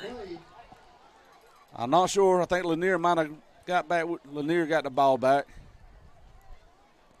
But that's going to lose them 2 yards. Tried a little draw play. I ain't seen one of those in a while. Quarterback looked like he was fixing to pass it and went to hand off to the running back, and he had done took off. So that's going to bring up 2nd down and 15 for Lanier County.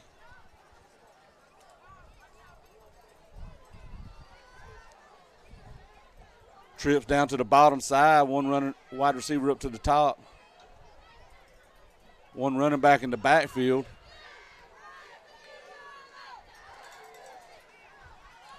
And he throws another little slant pass to number 6. Ball. We're going to see if they rule him down. I think the line judge had done ruled him down. I think that was a quick whistle right there. Pass complete. So that's going to complete that pass. Going to bring up a 3rd down and about 6 for Lanier County here. 4 minutes and 59 seconds left on the clock. Yeah, Mason Johnson came high-stepping out of that little pile down there with the football, and, that's some defensive lineman's dream right there. Oh, yeah. Lanier comes out with twins to the top side, twins to the bottom side, 1 wide receiver up to 1 running back with him. He drops back to pass. Nowhere to go with it right away. We flush him out. He's going to get the edge, though. And he's going – ball does come out that time. Yeah, I'm not really sure, why he wanted to take that hit right there. You usually don't tell your quarterback to do that, lower his head. But, hey, that shows me a lot about that young man right there that don't mind putting his head in there and trying to get the first down, which he had the first down. He just wanted to oppose his will on that one. Just fighting for every yard out there. I think he thought he had a point to prove, and he tried to make it right here. And I'll take my hat off to him on that. Lanier comes out with trips down to the bottom side, 1 wide receiver to the top. 1 running back in the backfield. Little short pass. And, man, we thought we had him back in the backfield, but we did wrap him up pretty quick. He didn't get no gain on the play. Pass is complete. Number 0, Jones, tackled by number 10, Aiden Cochran. Flag on the play. There's a flag against us. Yeah, we talking too much.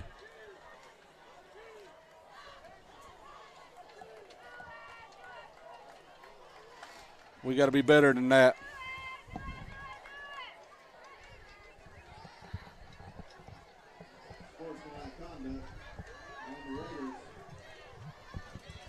That's going to give them a first down.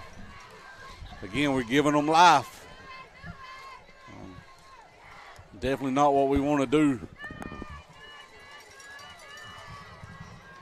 right here. Yeah, that right there is the quickest and easiest way to get a team back into a ball game is to get sloppy and start giving it to them. Yep.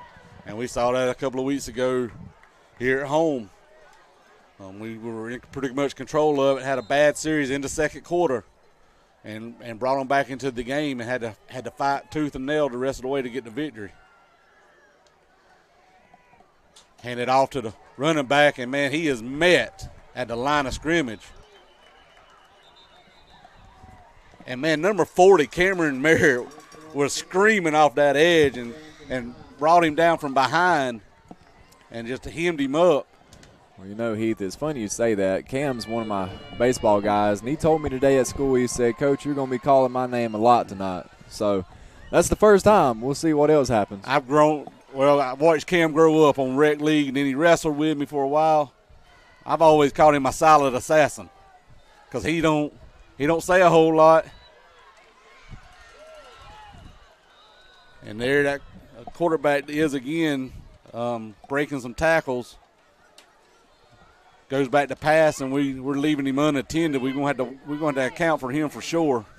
Yeah, we're going to have to maybe contain him or spy him out there, maybe change up our rush lanes a little bit, try to keep him in the pocket. But he's just a great athlete, and that's what he can do when he gets out and you give him an inch. Yep. Oh, yeah. And we've known that for 3 years now. Last 3 years we played him, he's been the one I think that's hurt us the most. They come out and what we used to call the horseman package. Hand it off right up the middle. And number 10, Aiden Cawthorn, comes up and breaks him down low, but he's going to fall forward right for a first down. I'll say this. I feel like we've missed a couple of the easy tackles tonight, but we've been hitting out there so far in this game. I think so, too. Our defense definitely, and we've seen that all year, man. They've stepped up big for us. And, you know, kind of at times had that bow but don't break mentality. And we're definitely asking it here with a minute and 50 seconds left in the quarter for our defense to stand tall right here. Hand it off. And he's trying to get to the edge and just not much for him to go to. He might have got a yard out of the play. But, man, I don't know who. I think number 17. So he come flying across there to make the hit. Yeah, they're going to give him 2 yards on the play. That was just a great edge contained there by Tristan Strickland, also setting that edge at the end position. Yep. Well, that's a load out there at the DN position to try to be moving around for sure. Twins to the top, twins to the bottom. And an incomplete pass. Man, we were bringing the house there on it. I'm going to bring up third down and about 9 for Lanier County. Yeah, quarterback had a Key Brown bearing down on him right there, screaming off the edge. And that ain't somebody you want screaming off the edge at you. No, that's one of the last people you want to see out there coming at you. Because when you see 6, you know you're about to get rocked. Yeah. They run with a trip kind of to a bunch closer inside passing lanes. He drops back. And, man, we rush him, trying to flush him out. And, man, he get that edge again. Oh, throw an interception. Who is it with that interception? That's Mike Dixon there again tonight. Is it Mike Dixon? Yeah, he's wearing number 11 for the Raiders tonight. And I tell you, he just keeps on ending up in the right spots out there. And I'll tell you what. So great job. Again, we asked for our defense. They step up huge, and now our offense has the ball with 46 seconds left in the half. And let's see if we can just kind of come down the field a little bit. Yeah, good job there by big Mason Johnson and Theron Moore pressuring that pocket, making the quarterback move all platform and scramble out. And just Mike Dixon there again with those reliable hands. I hate to say it like this. I know this is a baseball term, but it was like, ooh, look what I found. We run twins to the bottom side. Going to kind of bring them in a little bit now. One running back in the backfield. Moopy Green trying to get the edge, and he does get it. He's tracked down by number 13. And there's a flag for something. I'm not sure. I don't know hands what. To the face or what. I don't know what that's going to be on, but I think they're going to get Moopy for it, whatever it is. I think he was trying to do a little extra there at the end.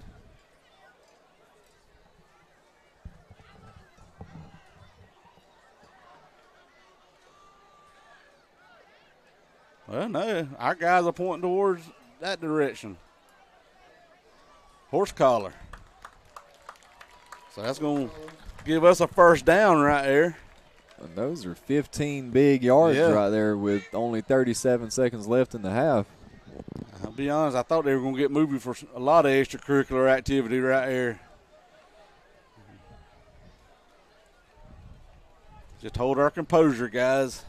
Now, this is that moment where you wish you had those timeouts back that you had to blow earlier in the first quarter. We do have one left, but we'd like to have all three of them. We run trips to the top side, and, man, we got one guy that ain't got nobody on him out here. They 15 yards off the line. And we're going to hand it off to number 1. He makes one guy miss, trying to break another tackle. He's still on his feet. They trying to script the ball. And, man, he will not be denied. Coach Wilson's getting them boys to get up there to get on the ball, though. Yep.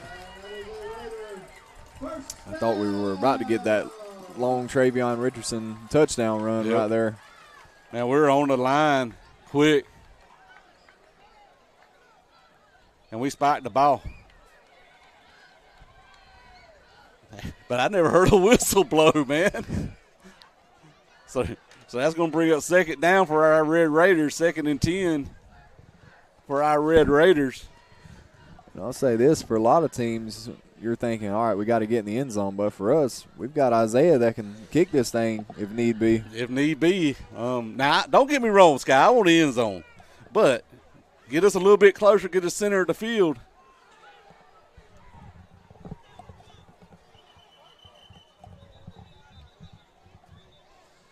The clock kept going. Because I never heard a whistle to blow the play dead, Sky.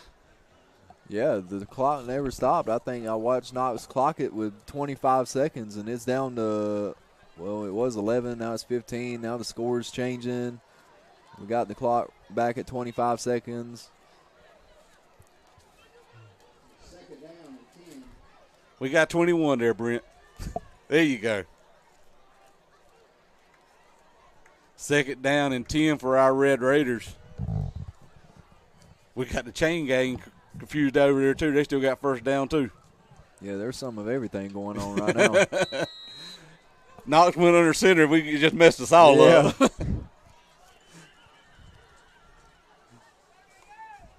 Hand it off to number 1 again. He breaks one tackle, tries to cut it back up middle. Still running hard. Let's call that timeout, Coach. Get back on the ball. Get back on the ball.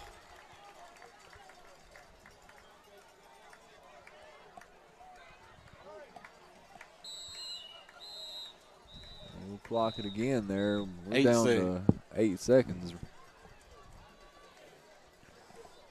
But we still have that timeout, so we can run one more play here. We can run one more, yep.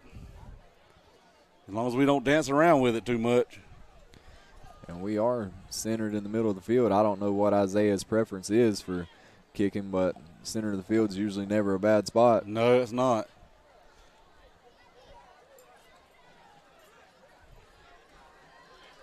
Our Red Raiders coming out. We're going to have twins down to the bottom side, one wide receiver up to the top. We do have a tight end up to the top of our formation. Travion Richardson in the backfield with Knox Ledbetter. Takes the snap. Goes back to throw. Boom! Touchdown! Yes, sir! Woo! Number 3, Moopy Green for the reception for a touchdown. Man, Knox dropped that right in his pocket. Yeah, that's what you call a dime out there, because that is a 10 out of 10. Woo, what a great play. And there's the old, when that ball went up, Moopy was even with the defender, and there's always the saying, if he's even, he's leaving. And that's right. Moopy left on that one. He absolutely did. Great job to get Moopy there going. And like I said, great throw by Knox Ledbetter. Just putting it on a dime for him. Enough air to run under it, and nobody else could get it. Bad hold on the kick. So as the clock expires into the half, our Red Raiders go up 27-0 here in Bacon County. Man, and I'll say this, Heath, you'd probably have to go back a long ways to find the last time we had something go wrong on a point after attempt. And I think, again, we're talking about the wet grass. A lot of things can happen on those things. So, but our Red Raiders, man, are looking pretty good right now. Yeah, we got 20 minutes on the clock here for halftime. Your Raiders are up 27-0. And, Heath, we'll take a break. We'll let the band do their thing, and we'll be right back, Raider Nation. Yes, sir.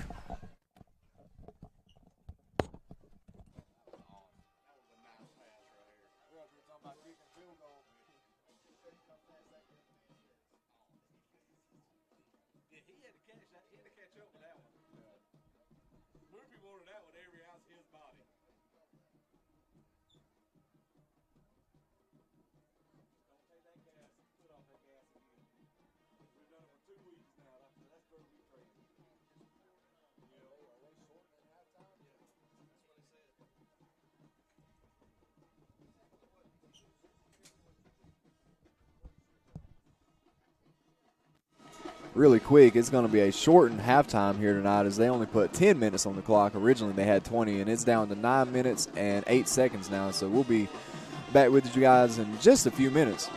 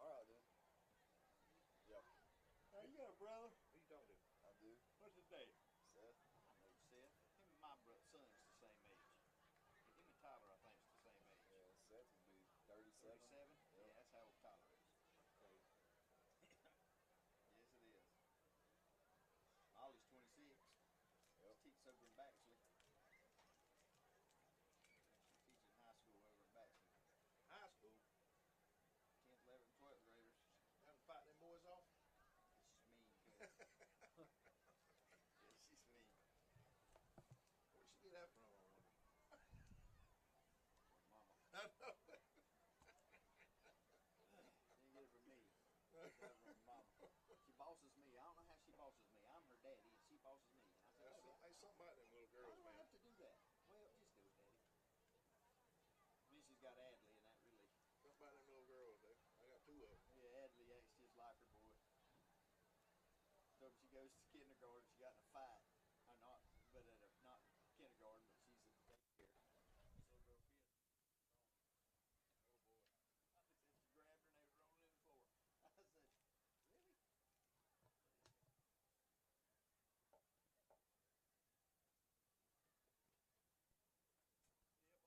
Yep, hard to believe Tyler's almost 40, 37 years old. I'll be 49 this month. Got here in a hurry, didn't you, Brent? Did. I'll be 59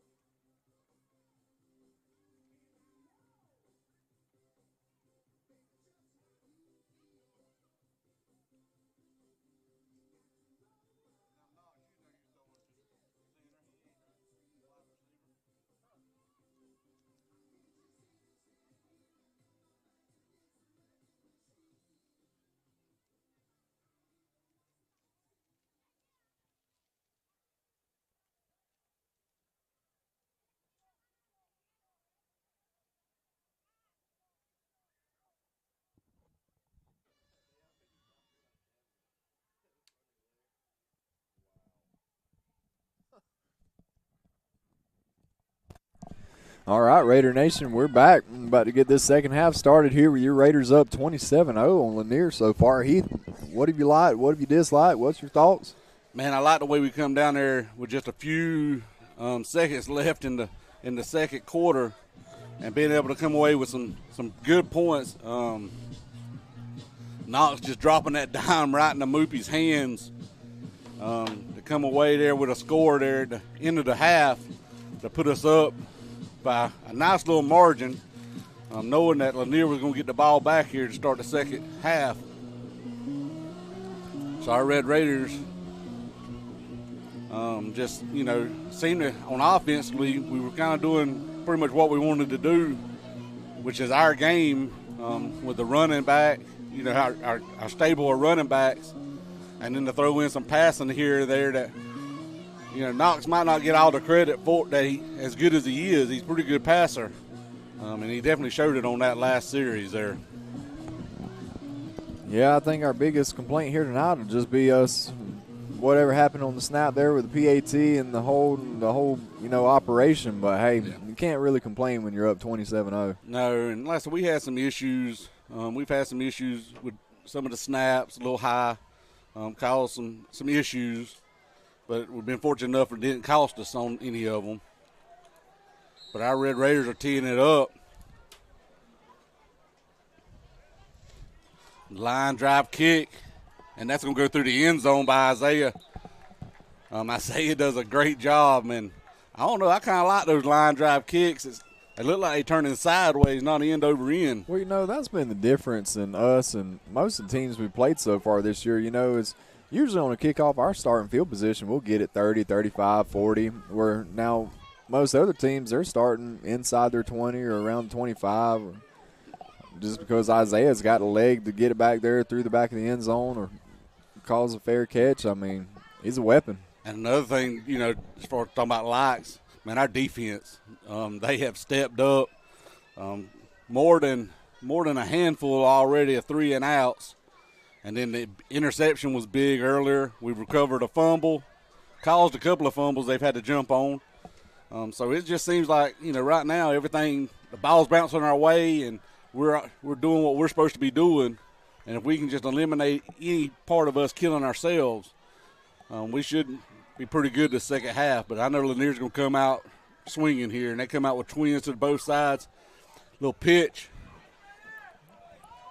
Oh, there's Cam Merritt with the tackle there. He originally slipped down and got back up and made the play. They're going to pick up about 4 yards on the play. Number 17, Jalen Marion, had him in the backfield and just turned him back in, and Cam was able to get him from there. Lanier runs twins to the top side, one wide receiver to the bottom. They do have a tight end to the bottom side. Hand it off, a little trap play. And, man, he's got a wide open space. Let's see if anybody's going to be able to catch him. And Aiden Cawthorn finally brings him down at about the 2-yard line. Man, they just out-blocked us on that right there. And he didn't have nowhere to go, nowhere but green grass ahead of him. Aiden Cawthorn hawked him down right there, right before he went into the end zone. Yeah, that's just one of those where he broke the line and there was nobody there. And hey, good effort there, though, by Aiden Cawthorn. I mean, when you're up 4 touchdowns, you very easily could have just let that one slide. That's right. And he stayed with it, wanted to keep it from the score. Like I said, they're talking about a shutout here, but, man, it puts us deep into our territory now.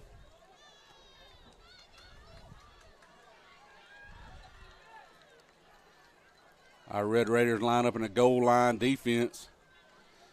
Quarterback's trying to get outside. He's going to get there, and they're going to go in for a score. That was a pretty quick score there in the second half for Lanier County. Yeah, if you're Lanier right now, that's exactly what you wanted to start this half off with. Oh, that's exactly how you want to start the half out with. Huge run there by Lanier County's running back.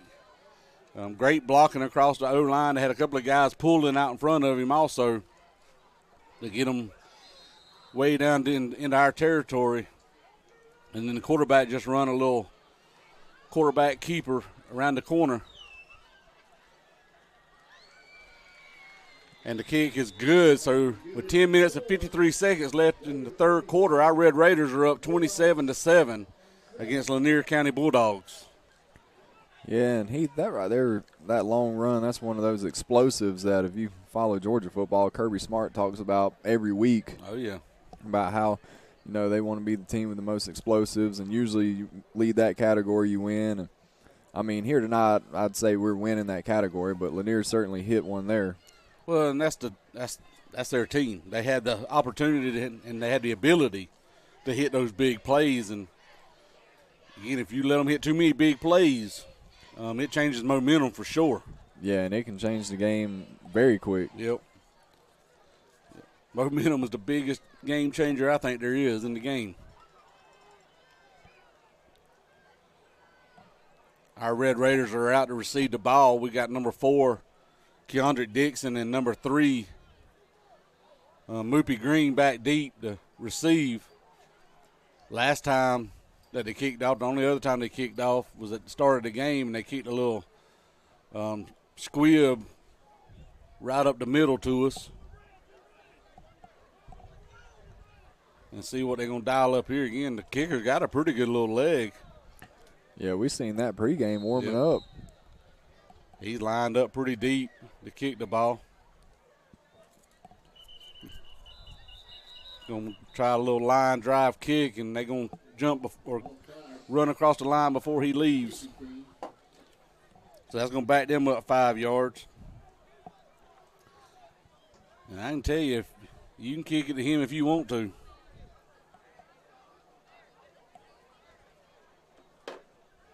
Moopy Green gets the ball in his hands. He makes some good things happen usually. Yeah, we've got a few guys that we can say that about. Oh, That's yeah. a good problem to have. Yeah, it sure is. And I know for us, having that leadership out there is a huge thing too. Another little squib kick, and number 2 gets it. He's trying to come to the bottom side. He's got the edge, and I think they're going to get us for holding right there. Number 23 got a little bit of the jersey there on the block. But pretty nice return, but I think it's going to back us up 10 yards. That's exactly what it is. It's going to be holding on the return team.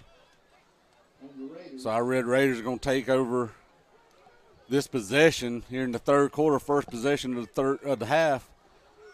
And we're going to be starting about probably on our 39-yard line. Again, talking about field position. Sky, this is not one of our better field positions. Yep, but it's a little better than what Lanier's been tending to start out with tonight. I mean, this is pretty common for us. Oh, yeah.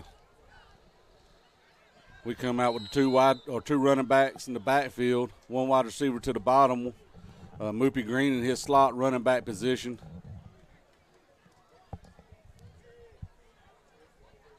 One tight end in, we hand it number 4, and he follows his blockers, and he's trying to gain a few more yards out of it. And then he's going to pick up about 3 yards on the play. You know, if he's picking up about 2 to 3 yards every carry, that ain't a bad average to have. We like to see him have 3 or 4 to 5, but we keep moving the chains. Now we run one wide receiver out wide. Keep Moopy Green on inside in his slot running back position. Aiden Cawthon to the bottom side of our field nearest to us. With Keandre Dixon in the backfield with Knox Ledbetter at quarterback. We hand it off to number 4 again and don't have a whole lot of room to run on that one. He picks up about a yard on the play. Going to bring up third down and about 7 for us. Yeah, we don't really want to stall out right here, not after giving up that scoring drive to Lanier.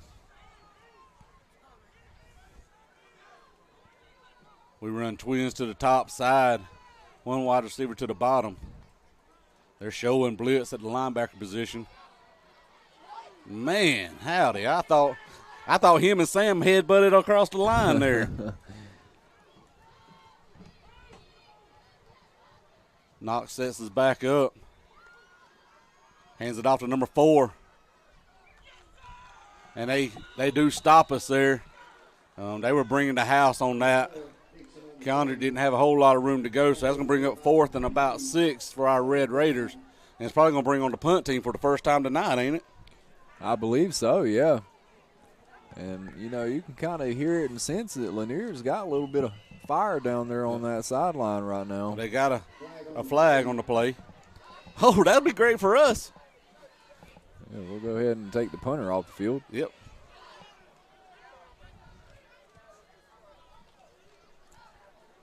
Let's see what the call is. I saw the flag go up. Personal foul.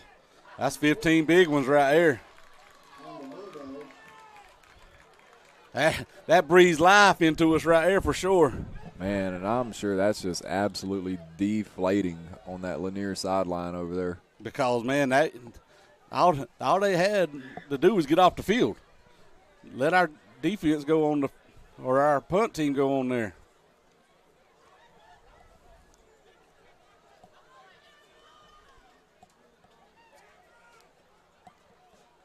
So we start over with a new set of downs here. In Lanier's territory, Twins down to the bottom. Moopy Green is in his slot, running back position up to the top. Number 4, Keandre Dixon's in the backfield. And, man, they're crowding the box again on us. They hand it off to number 4. And, man, there just ain't nowhere for him to go right now. Lanier's teeing off on us right here up the middle. Yeah, Keandre's just getting swallowed up out there every time he touches the ball. So that's going to bring up 2nd down and 12 for our Red Raiders.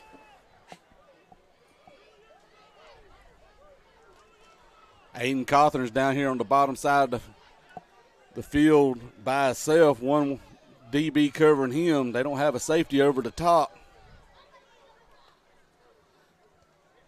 Hand it off to Moopy Green. He's trying to get the edge. It looks like he does. And they're going to run him out of bounds after he picks up about – what in the world is that flag for? That dude come out of center field and threw the flag. Yeah, I'll be interested to see what this is. It had nothing to do with the play. He'll call holding.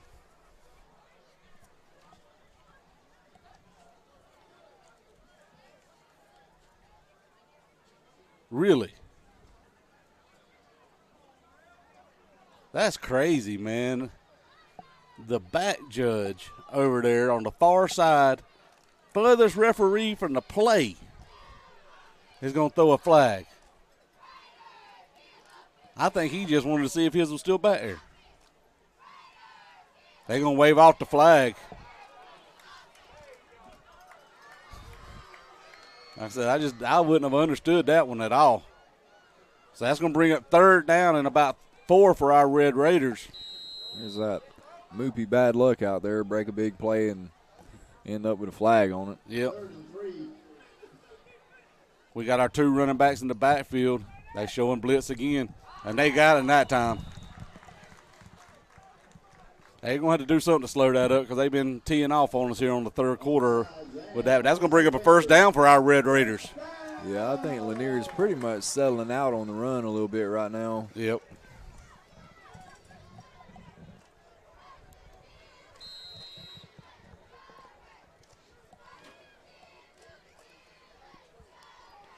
We run our 2 running backs in the backfield.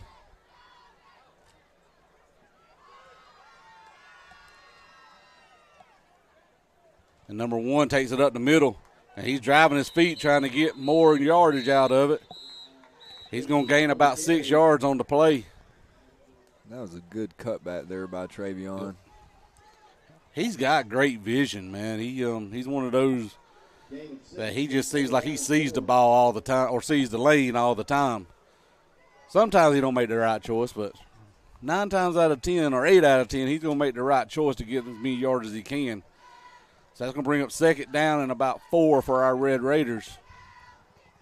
Sticking with the 2 running backs in the backfield. Double tight ends. Lanier's just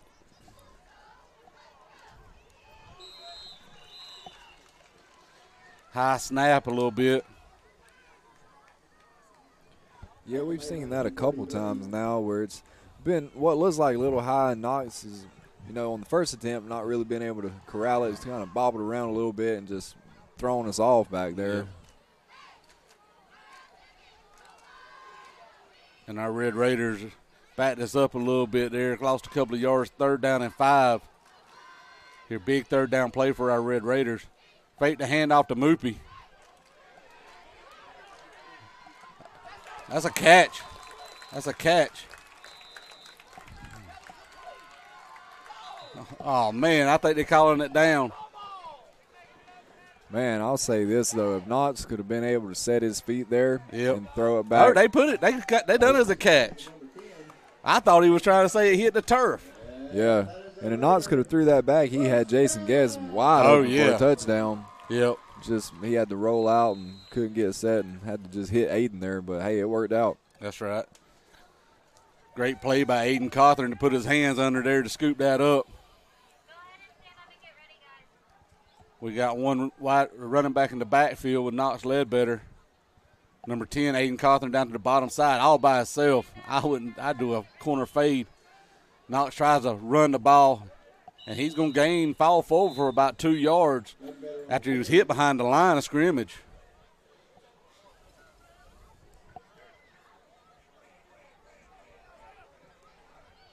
Second goal from the 6. That's going to be 2nd and goal from our 6-yard line. Our Red Raiders now run with twins to the trips to the top side. One running back in the backfield. Lanier's got 7 in the box, 8 in the box. Playing the run for sure. And we hand it off to number 4. And, man, he breaks open. Dives in across the line of scrimmage for a touchdown.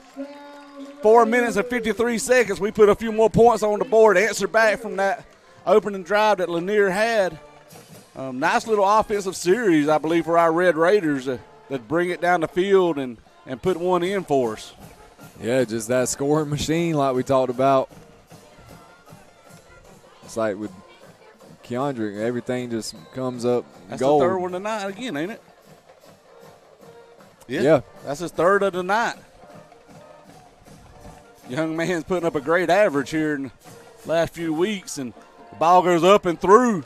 So with 4 minutes and 53 seconds left in the 3rd quarter, our Red Raiders take a lead 34-7 here in Bacon County. And with that, we'll take a quick break.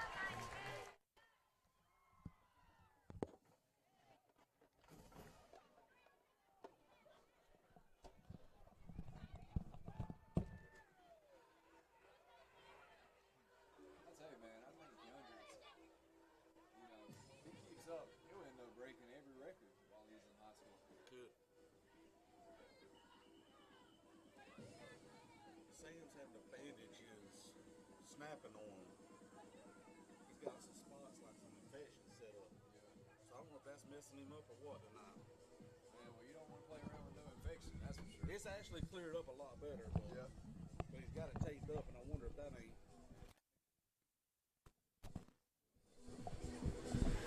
All right, we're back. Isaiah's got it teed up. He's getting ready to kick it off to Lanier right here.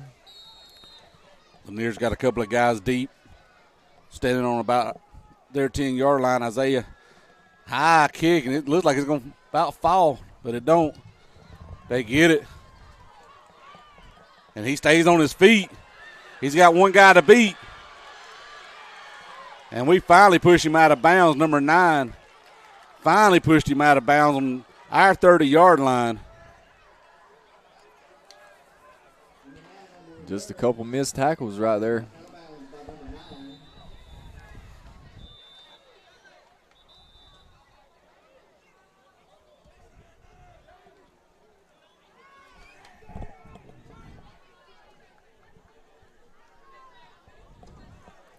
We're going to have a pause here as we've got a player down, so we'll be back with you shortly. Yep.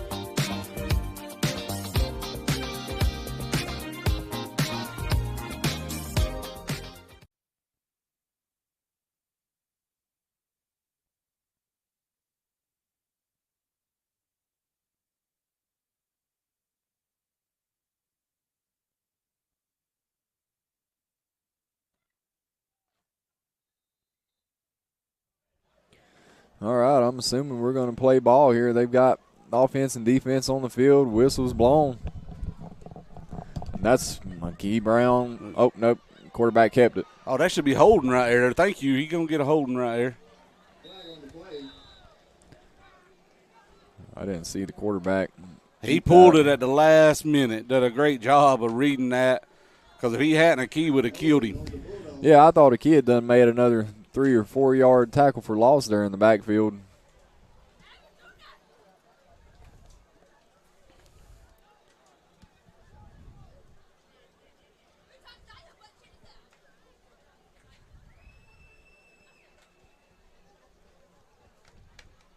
That's going to back up Lanier and bring up probably second down in about 20 for him.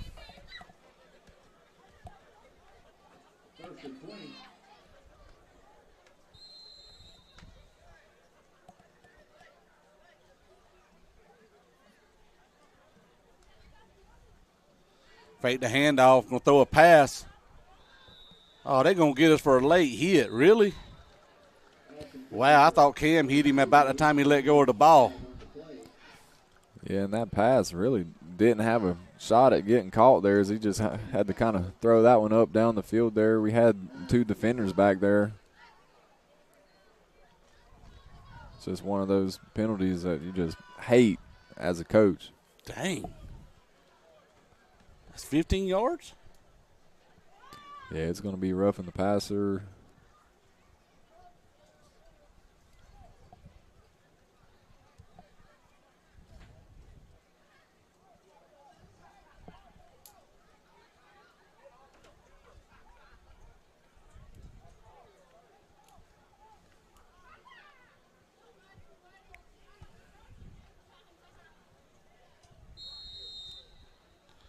Lanier comes out with twins to the top side, twins to the bottom side. We're showing blitz. He hands it off, and we hit him in the backfield. Number 17 met him in the backfield, and Akey Brown come and cleaned it up for him. 21 on the carry, tackle made by number 17, Jalen Merritt. It looks like Lanier County has a man down. Yeah, and they're going to clear the field here, so we'll take a break. Yep.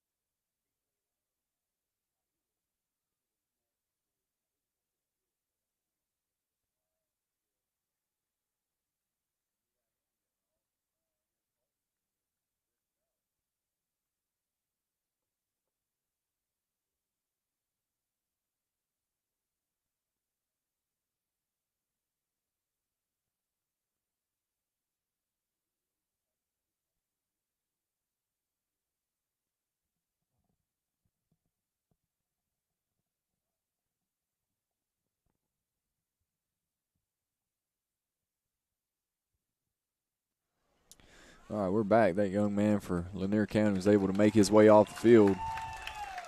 We got our player Carter Chancey up. Looked like he's got an air cast on his arm, praying that everything is okay there.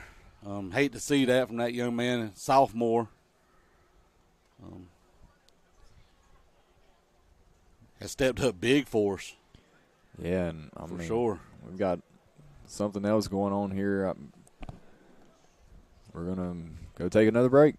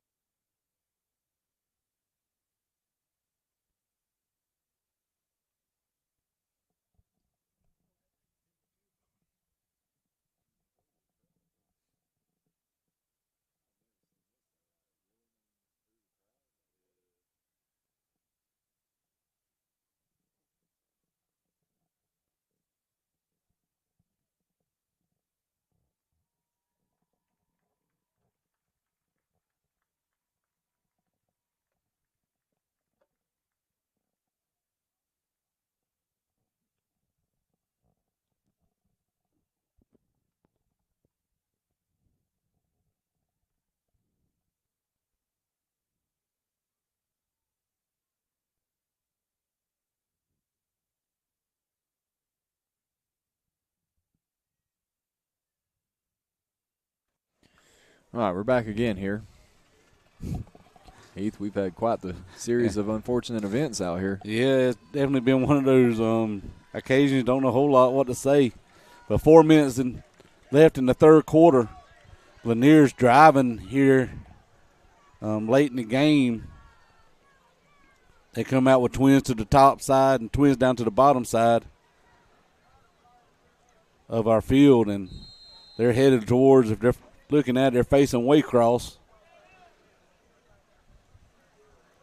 Quarterback gets the snap, has to get rid of it quick. Man, he had number 9 and number 6 barreling down on top of his head, and he had no other choice but to get rid of it. They're going to get us a personal foul. What was that on? Unsportsmanlike. Wow. I don't know where that was even at. No, because it looked like a key just got up and walked back. Yeah, there wasn't anybody looking at somebody jawing unless they said something walking away. I don't know. And I thought as long as you were walking away, it kind of was okay. So that's going to bring up first and 10 on the 12-yard line. They run a bunch trips down here to the bottom side. He's rolling down to this bottom side. He tries to get rid of it. It's tipped. Somebody caught that ball. And then it landed in the Lanier County receiver's hands. Number 17, Jalen Marion, tipped it up in the air. And he got it down to about the 1-yard line. Here it seems like the ball's just now bouncing in Lanier's in their direction. Yeah. Jalen's probably going to be beating himself up over that one for a little while. Yeah, that one hit him right in the hands and the face mask and about everywhere else, I think.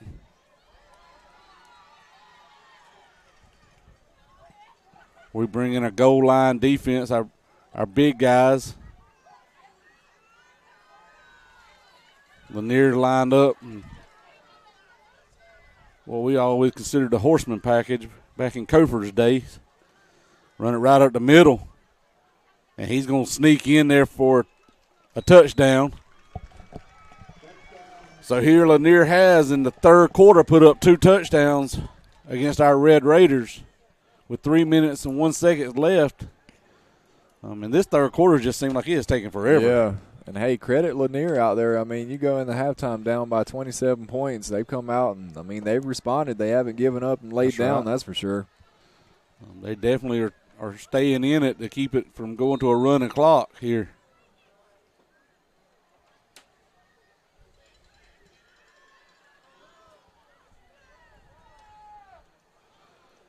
And the ball kick is up, and it's good. So 3 minutes and 1 second left in the third quarter.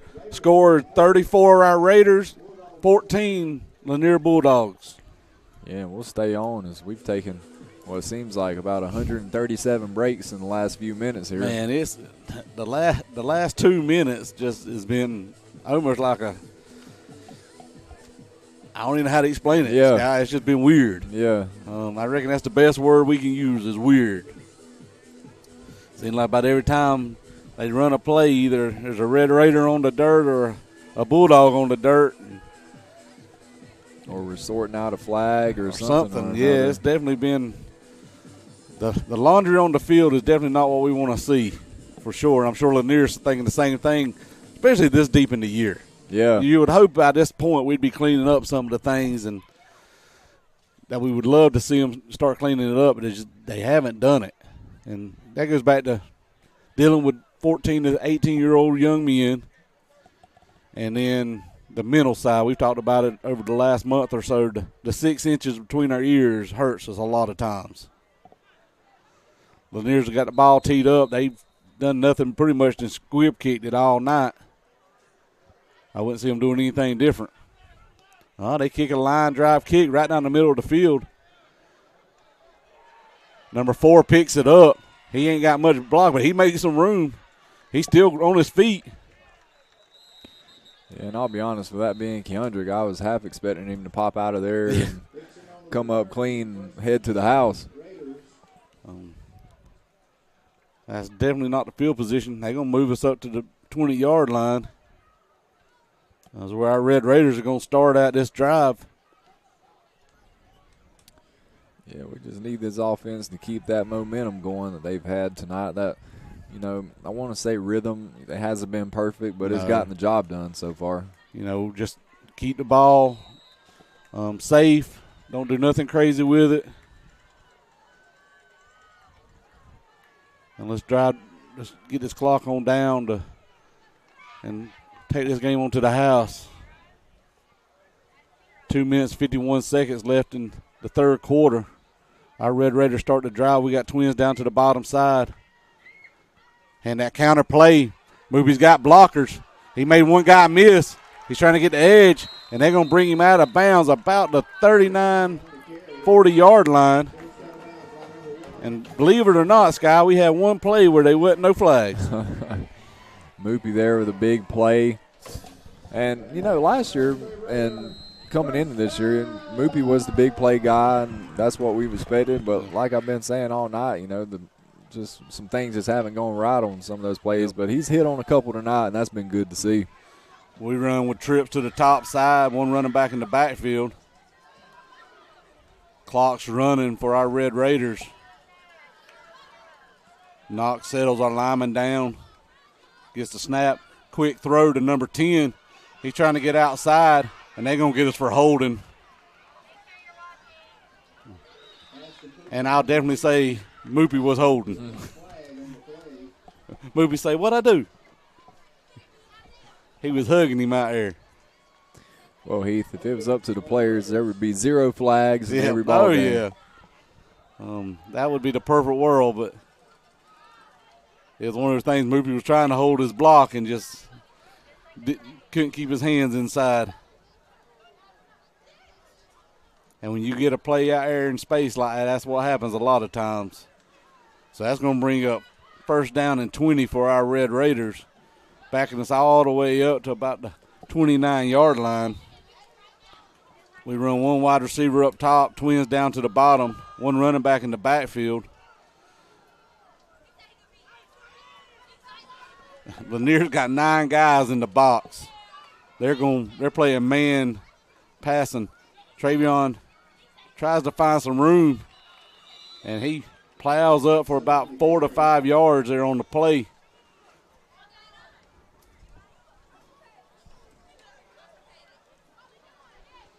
Our lineman gets set, and I'll give Coach credit. Our lineman gets set about as quick as anybody I've seen us play.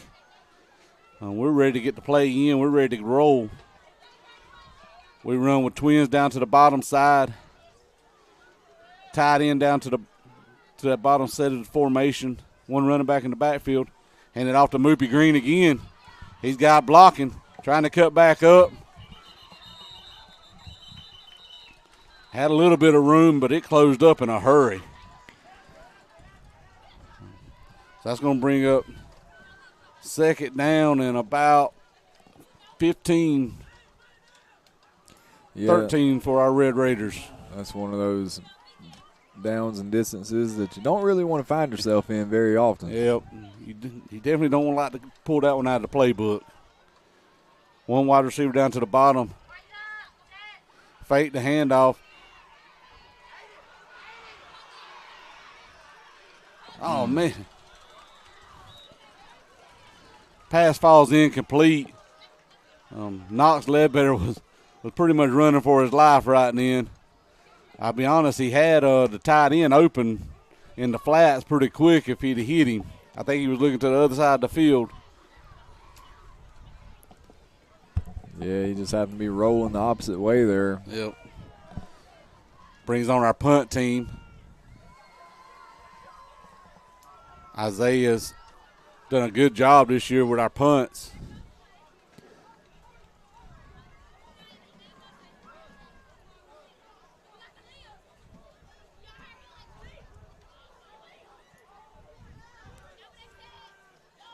Low snap. Angle kick. Oh, and he Man. We picked the ball up. He muffed it. Akey Brown picks the ball up, scoops and scores off a botched punt. I'm not really sure what. He'd been down, and it bounced into him, and our guy knocked him away from it, and Akey scooped and scored. The thought process there, you know, why, and I'm not sure who that was for Lanier, but why he's running towards that ball or trying to cover that, or who knows. It could have just hit him, and he had to do what he had to do. I don't know, just. No, the coaches was hollering for him to get away, and he was running to it. That's one that they're going to look back at this week and pinpoint that they're going to need to make an adjustment on right there. But I'll give our guys credit. As soon as he touched it, he hit him. So he fumbled that ball. And like I said, the key was just in the right place at the right time, which he seems to do a lot of times. Yeah. And made a big play right there. You know, maybe it's not so bad when we do have to put the punter on the field. I think they all still kind of questioning what all was going on. We've got our kicking team on the field, but the referee, the White Hats, calling all the referees to the middle of the field to kind of get a judgment on everything.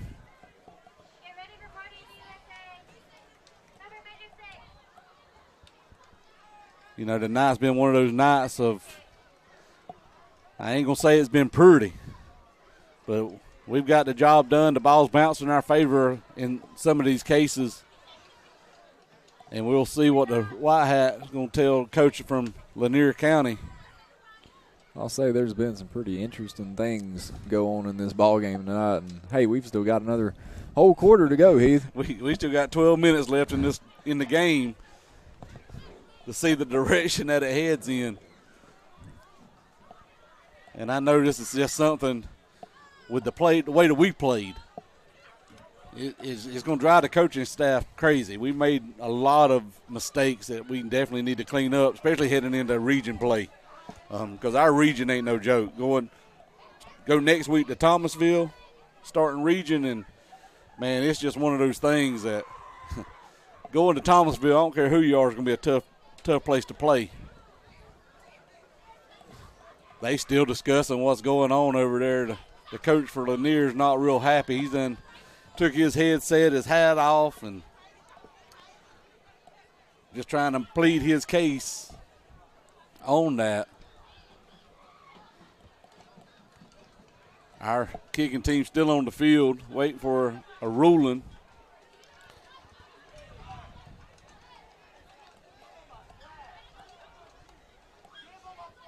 They got one coach over there. He's dancing and stomping and throwing a fit, and I'll be honest with you, got to get to a point that we got to keep this game going.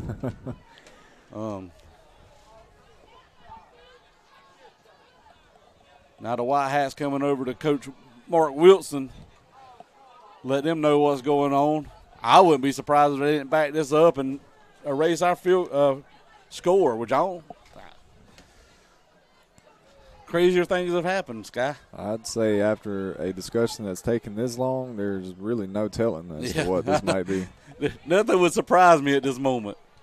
I mean, this third quarters has been from the twilight zone out here. Yep. So it looks like it's going to stand, but not after Lanier County's coach has done a great job of pleading their case. It just kind of fell on deaf ears.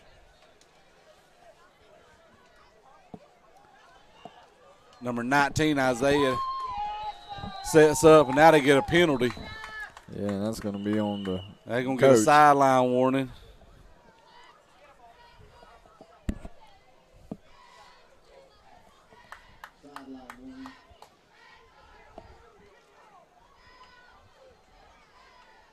Now we're having another conference. Man. I don't know what. We just got to let them play ball, guys. You know, I feel like I've been up here or in away press boxes, and games just seem to drug on and things to be taking forever. But this has been something a little different right here. I've been here so long tonight, my phone's dead. I don't even know what time it is no more. High snap, but we do get it down, and it's good. So at the start of the fourth quarter, our Red Raiders take a lead, 41-14, over here in Bacon County. Yeah, and the clock is about to hit 11 o'clock. And, Heath, I'll be honest, the way that third quarter went, we could be out here till midnight. Don't speak of it, man. That's you said it about as good. Third quarter was the twilight zone. Just the number of weird events that happened. Yeah, just the amount of time that took. Yep.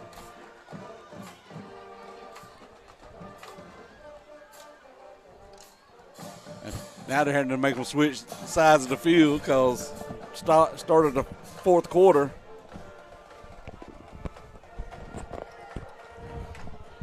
But a great night again for our freshman running back, Keandre Dixon. 3 scores for us.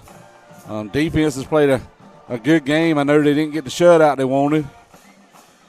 But we did have a fumble recovery, an interception, and then on special teams where they muffed the punt.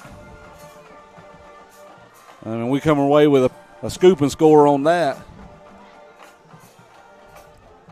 Our Red Raiders are looking at a 41-14 lead here in the fourth quarter. Isaiah tees it up. I'd like to see him put one through the end zone right here. A nice line drive kick. Their deep back guy's going to bring it up. He's making guys miss. And we finally wrangle him down and stop him, but, man, they're going to throw up another penalty flag. I don't know if this game, if our teams are being this sloppy or if our referees are just that flag happy right now. Heath, I'll be honest with you. You think we could get an air mattress up here in this press box? This crazy. Get a few sleeping bags up here. I mean, man, we might be here a while.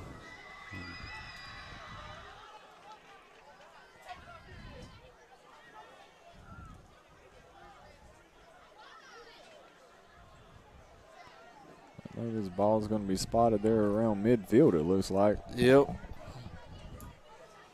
Dang, that was a 20-yard penalty.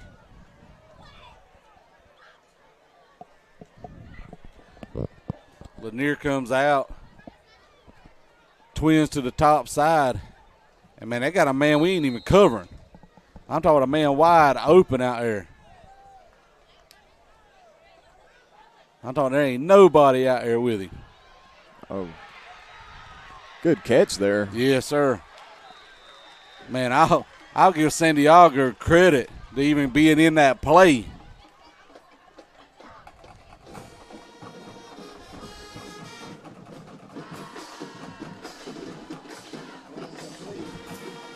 That was definitely a blown coverage on our side. Yeah.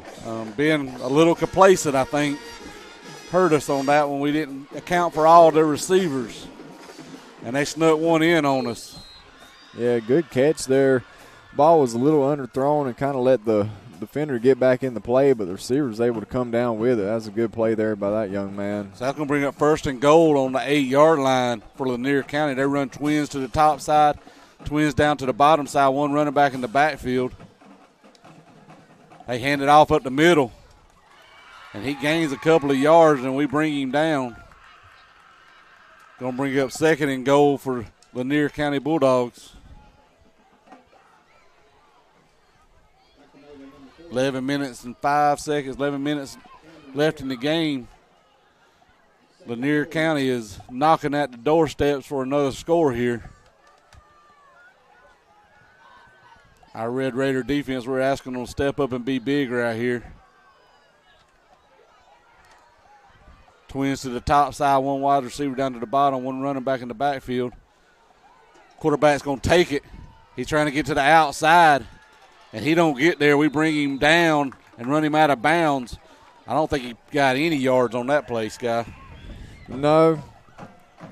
Good little play there by the defense, stringing him out. Going to bring up 3rd and goal for Lanier County.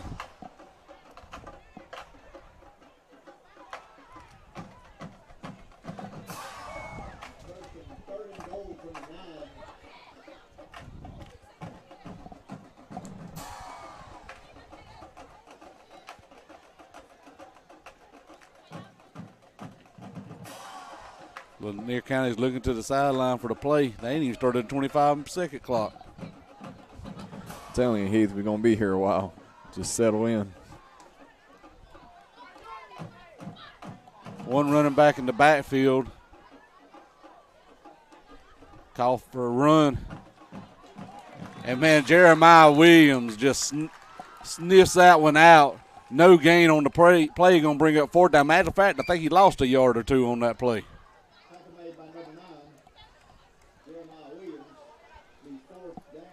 So 4th and goal now on the 9-yard line. I'm sorry, the 11-yard line.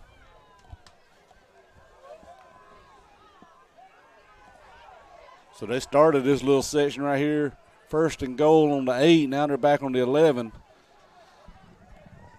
One wide receiver to the top and one to the bottom.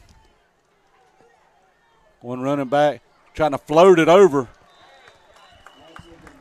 And number 7, Santiago Bazell, knocks it out of the play, so turnover on downs for our Red Raiders.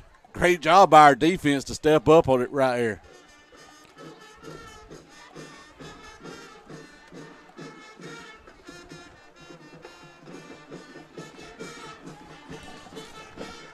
Nine minutes and 45 seconds left in the game. Our Red Raiders take over on this offensive series.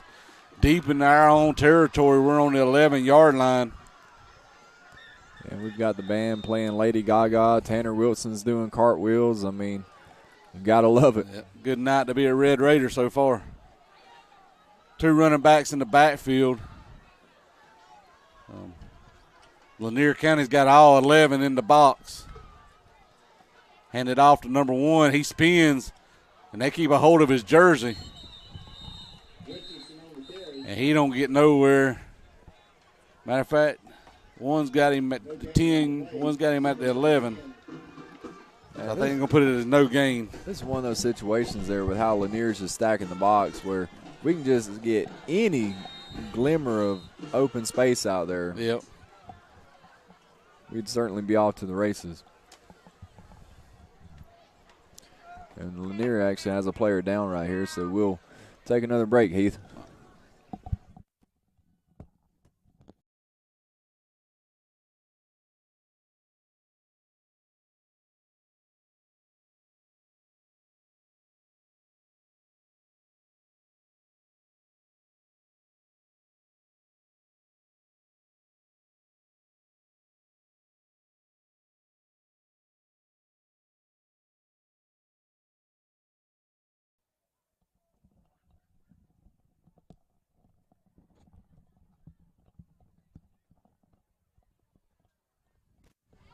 And we're back.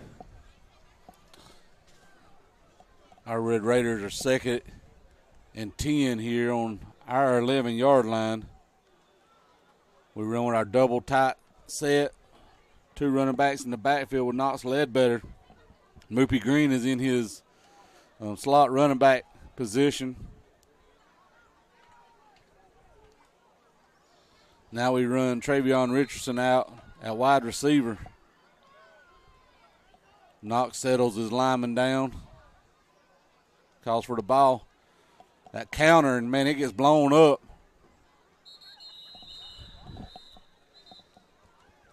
We just ain't – there's no running room out there right now. No, none at all. I said they're stacking all 11 in the box. They know our game plan, which I don't blame them. It's worked all night. Don't go away from it. Don't do nothing crazy here at the end of the game. If it ain't broke, don't fix it. That's right. But now we come out with trips to the top side. Still got the tight end down to the bottom side of us. One running back in the backfield. Knox Ledbetter calls for the ball, and he hands it off to number 4. And he's got an opening. He's to the 30. He's got one guy to beat, and they push him out of bounds about the 50-yard line.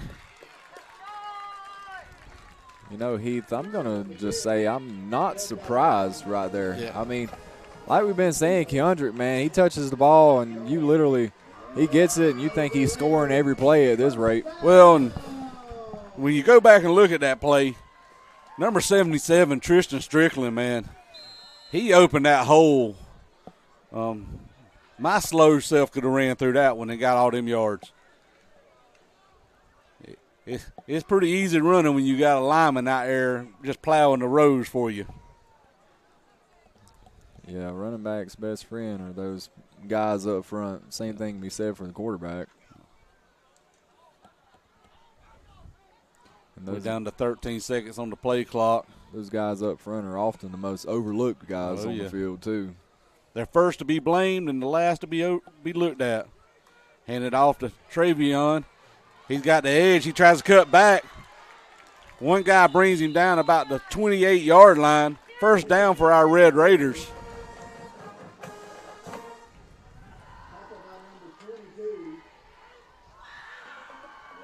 Seven minutes and 44 seconds left on the clock.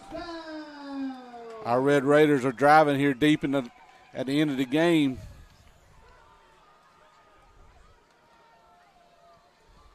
We run trips to the top side. One running back in the backfield.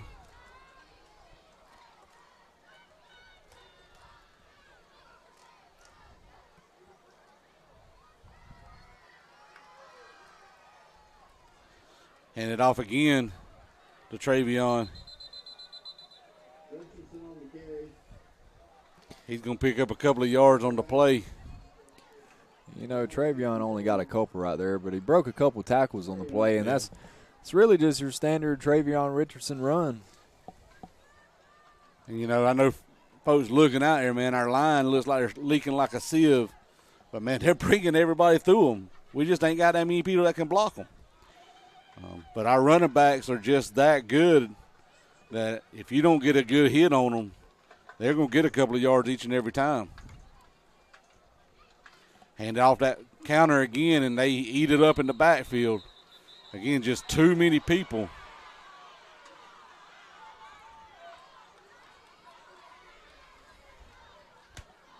I don't know what all that was about. They wasn't happy over there, though. Might have been. Let's see what we're going to call. That's going to bring up third down and about 11 for our Red Raiders.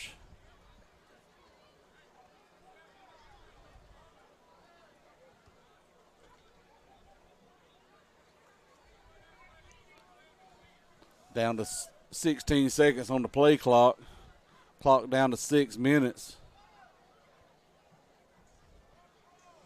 Our Red Raiders are on their end of the field, but last little bit ain't looked real pretty.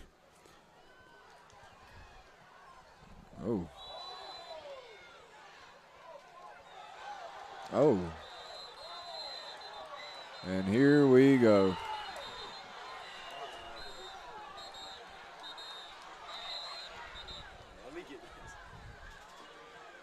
Man, we've got coaches out there separating players. We've got every flag imaginable thrown on the field. I mean, we've got guys holding people back. I mean, just had everything imaginable escalate right there. Yeah, that was crazy right there.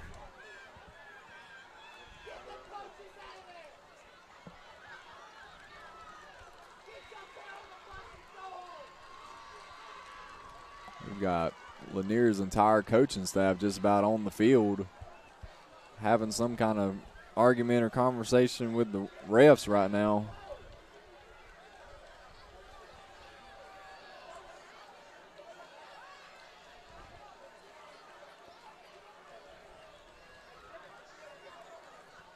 Got law enforcement, resource officers.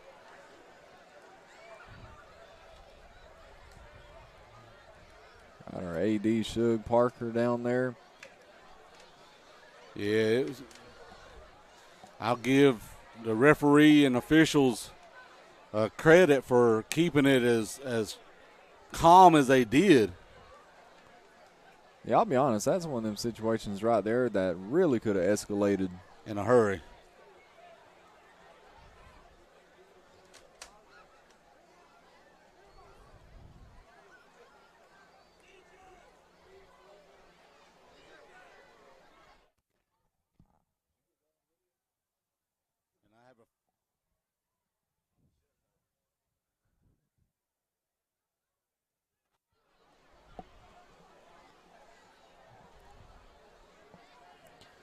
All right. Well, Sky, you jinxed it, man. I didn't know if it would get any stranger than it did in the third quarter, but it definitely has gotten a lot stranger here. Yeah, I really thought I'd seen it all tonight, and then whatever that was just happened. So we're still here. We have a break in the action, and some sort of discussions are going on, and well, unfortunately, I think we're going to see a few ejections from both sides. And we definitely don't need that.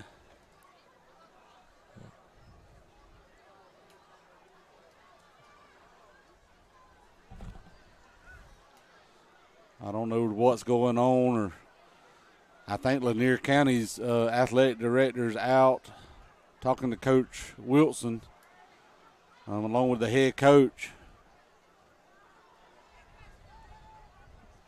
I actually think I don't know. Sky, this is just. I just cannot wait to see what the outcome of this is. Yeah. Unfortunately, I think what's going to happen is not going to help benefit us at all either. I think we're fixing to lose a couple of guys for next week's game. I'm not sure that this game is going to continue. Yeah, that's what I'm looking at also.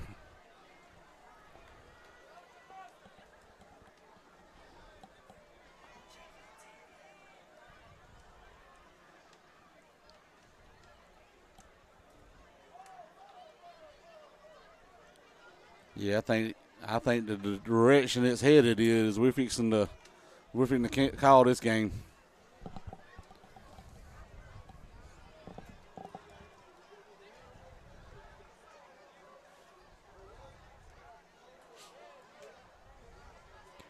I mean, I can't say that I've ever been at a game in person to witness this. Yeah, this is crazy. Unsportsmanlike on both teams.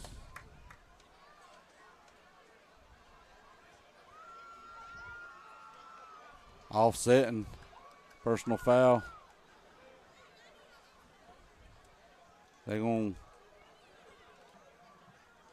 mark off an unsportsmanlike for the coaches, it looks like.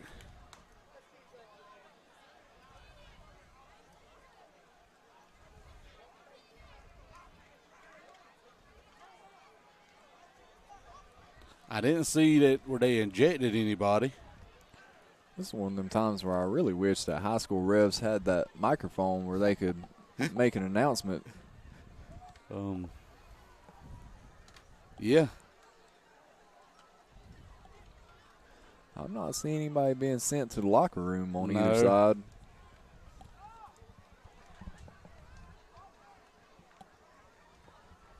No, I haven't seen any indication of anybody ejected yet. The personal foul is going to be on Lanier.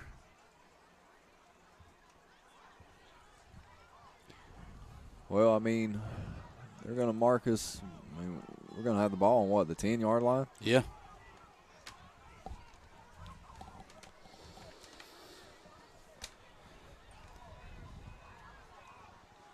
And, you probably shouldn't say this as a commentator or anything else like that, and you definitely don't want to throw the referee and crew under the bus, but I know Lanier's probably going to have some words for GHSA over this crew tonight, and I wouldn't blame them for going out there and doing that. again, this has been a weird and awkward night. And, I mean, we've still got a conversation going on down there on the field. Looks like both of our athletic directors are on the field right now discussing something.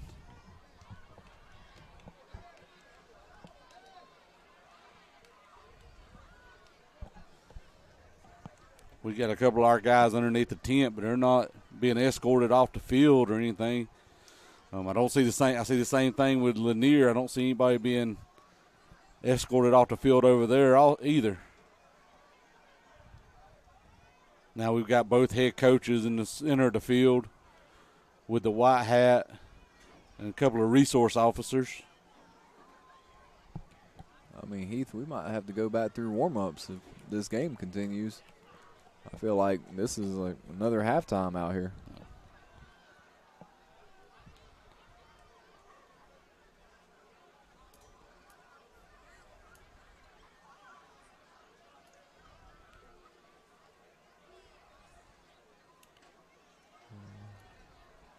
Pretty sure I just seen some handshaking going on down there in that meeting. I'm not sure. Well, I know the coaches kind of pulled off to the side now, off to themselves.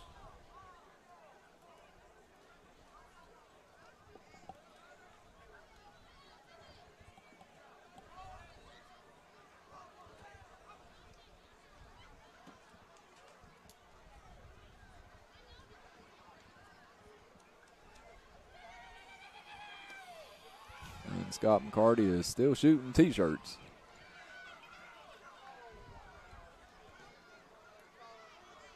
And that's the ball game. They just called the ball game, didn't they? Well, Heath, you want to wrap this up real quick?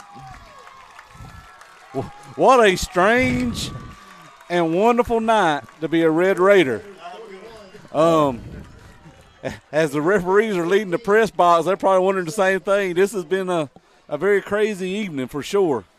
Our Red Raiders do walk away with a win. But, again, it was not – I don't think it's the way we wanted to win it.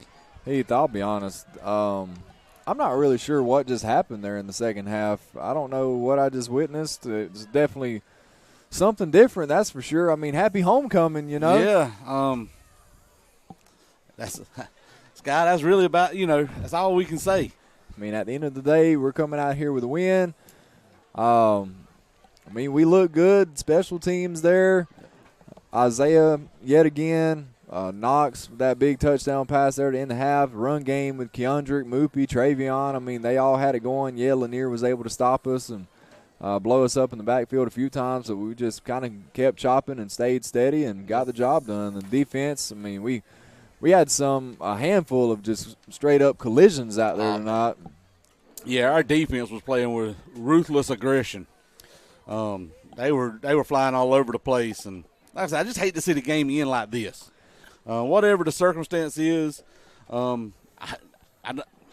want to feel good about a win, and it's kind of hard to when it ended like it did. Well, it really takes away from the game that was played and the guys out there that participated in the game, because coming out of this, the story of the game will be whatever just happened there to end the game, and that'll be at the forefront of everybody's minds that was here in the crowd and everything. But we don't need to let it take away from the performance that was played between those lines tonight. And interested to see how GHSA will look at this and if there will be any kind of suspensions handed down coming from this. I could easily see some going against the Bacon County Red Raiders. It's very possible. And that definitely does not set us up well going to Thomasville next week. And I was told that Thomasville has 30 seniors on their roster. When we said last year that our region was tough, we didn't realize just how much tougher it could get. This year's region is tougher than last year's region, in my opinion. That's right. And to open it up with Thomasville, I'm hoping we're not going to be shorthanded. So that's my hope is, we walked out of here 5 minutes early, and we'll go from there. And I mean, Heath, I think that's about the best we can do, So we're Raider Nation. We're going to call it a night. If you have it already tuned out and going to bed yourself, I know we're here a lot later than we thought we would be, but we'll see you guys next week on the NFHS Network. Thank Go you. Raiders.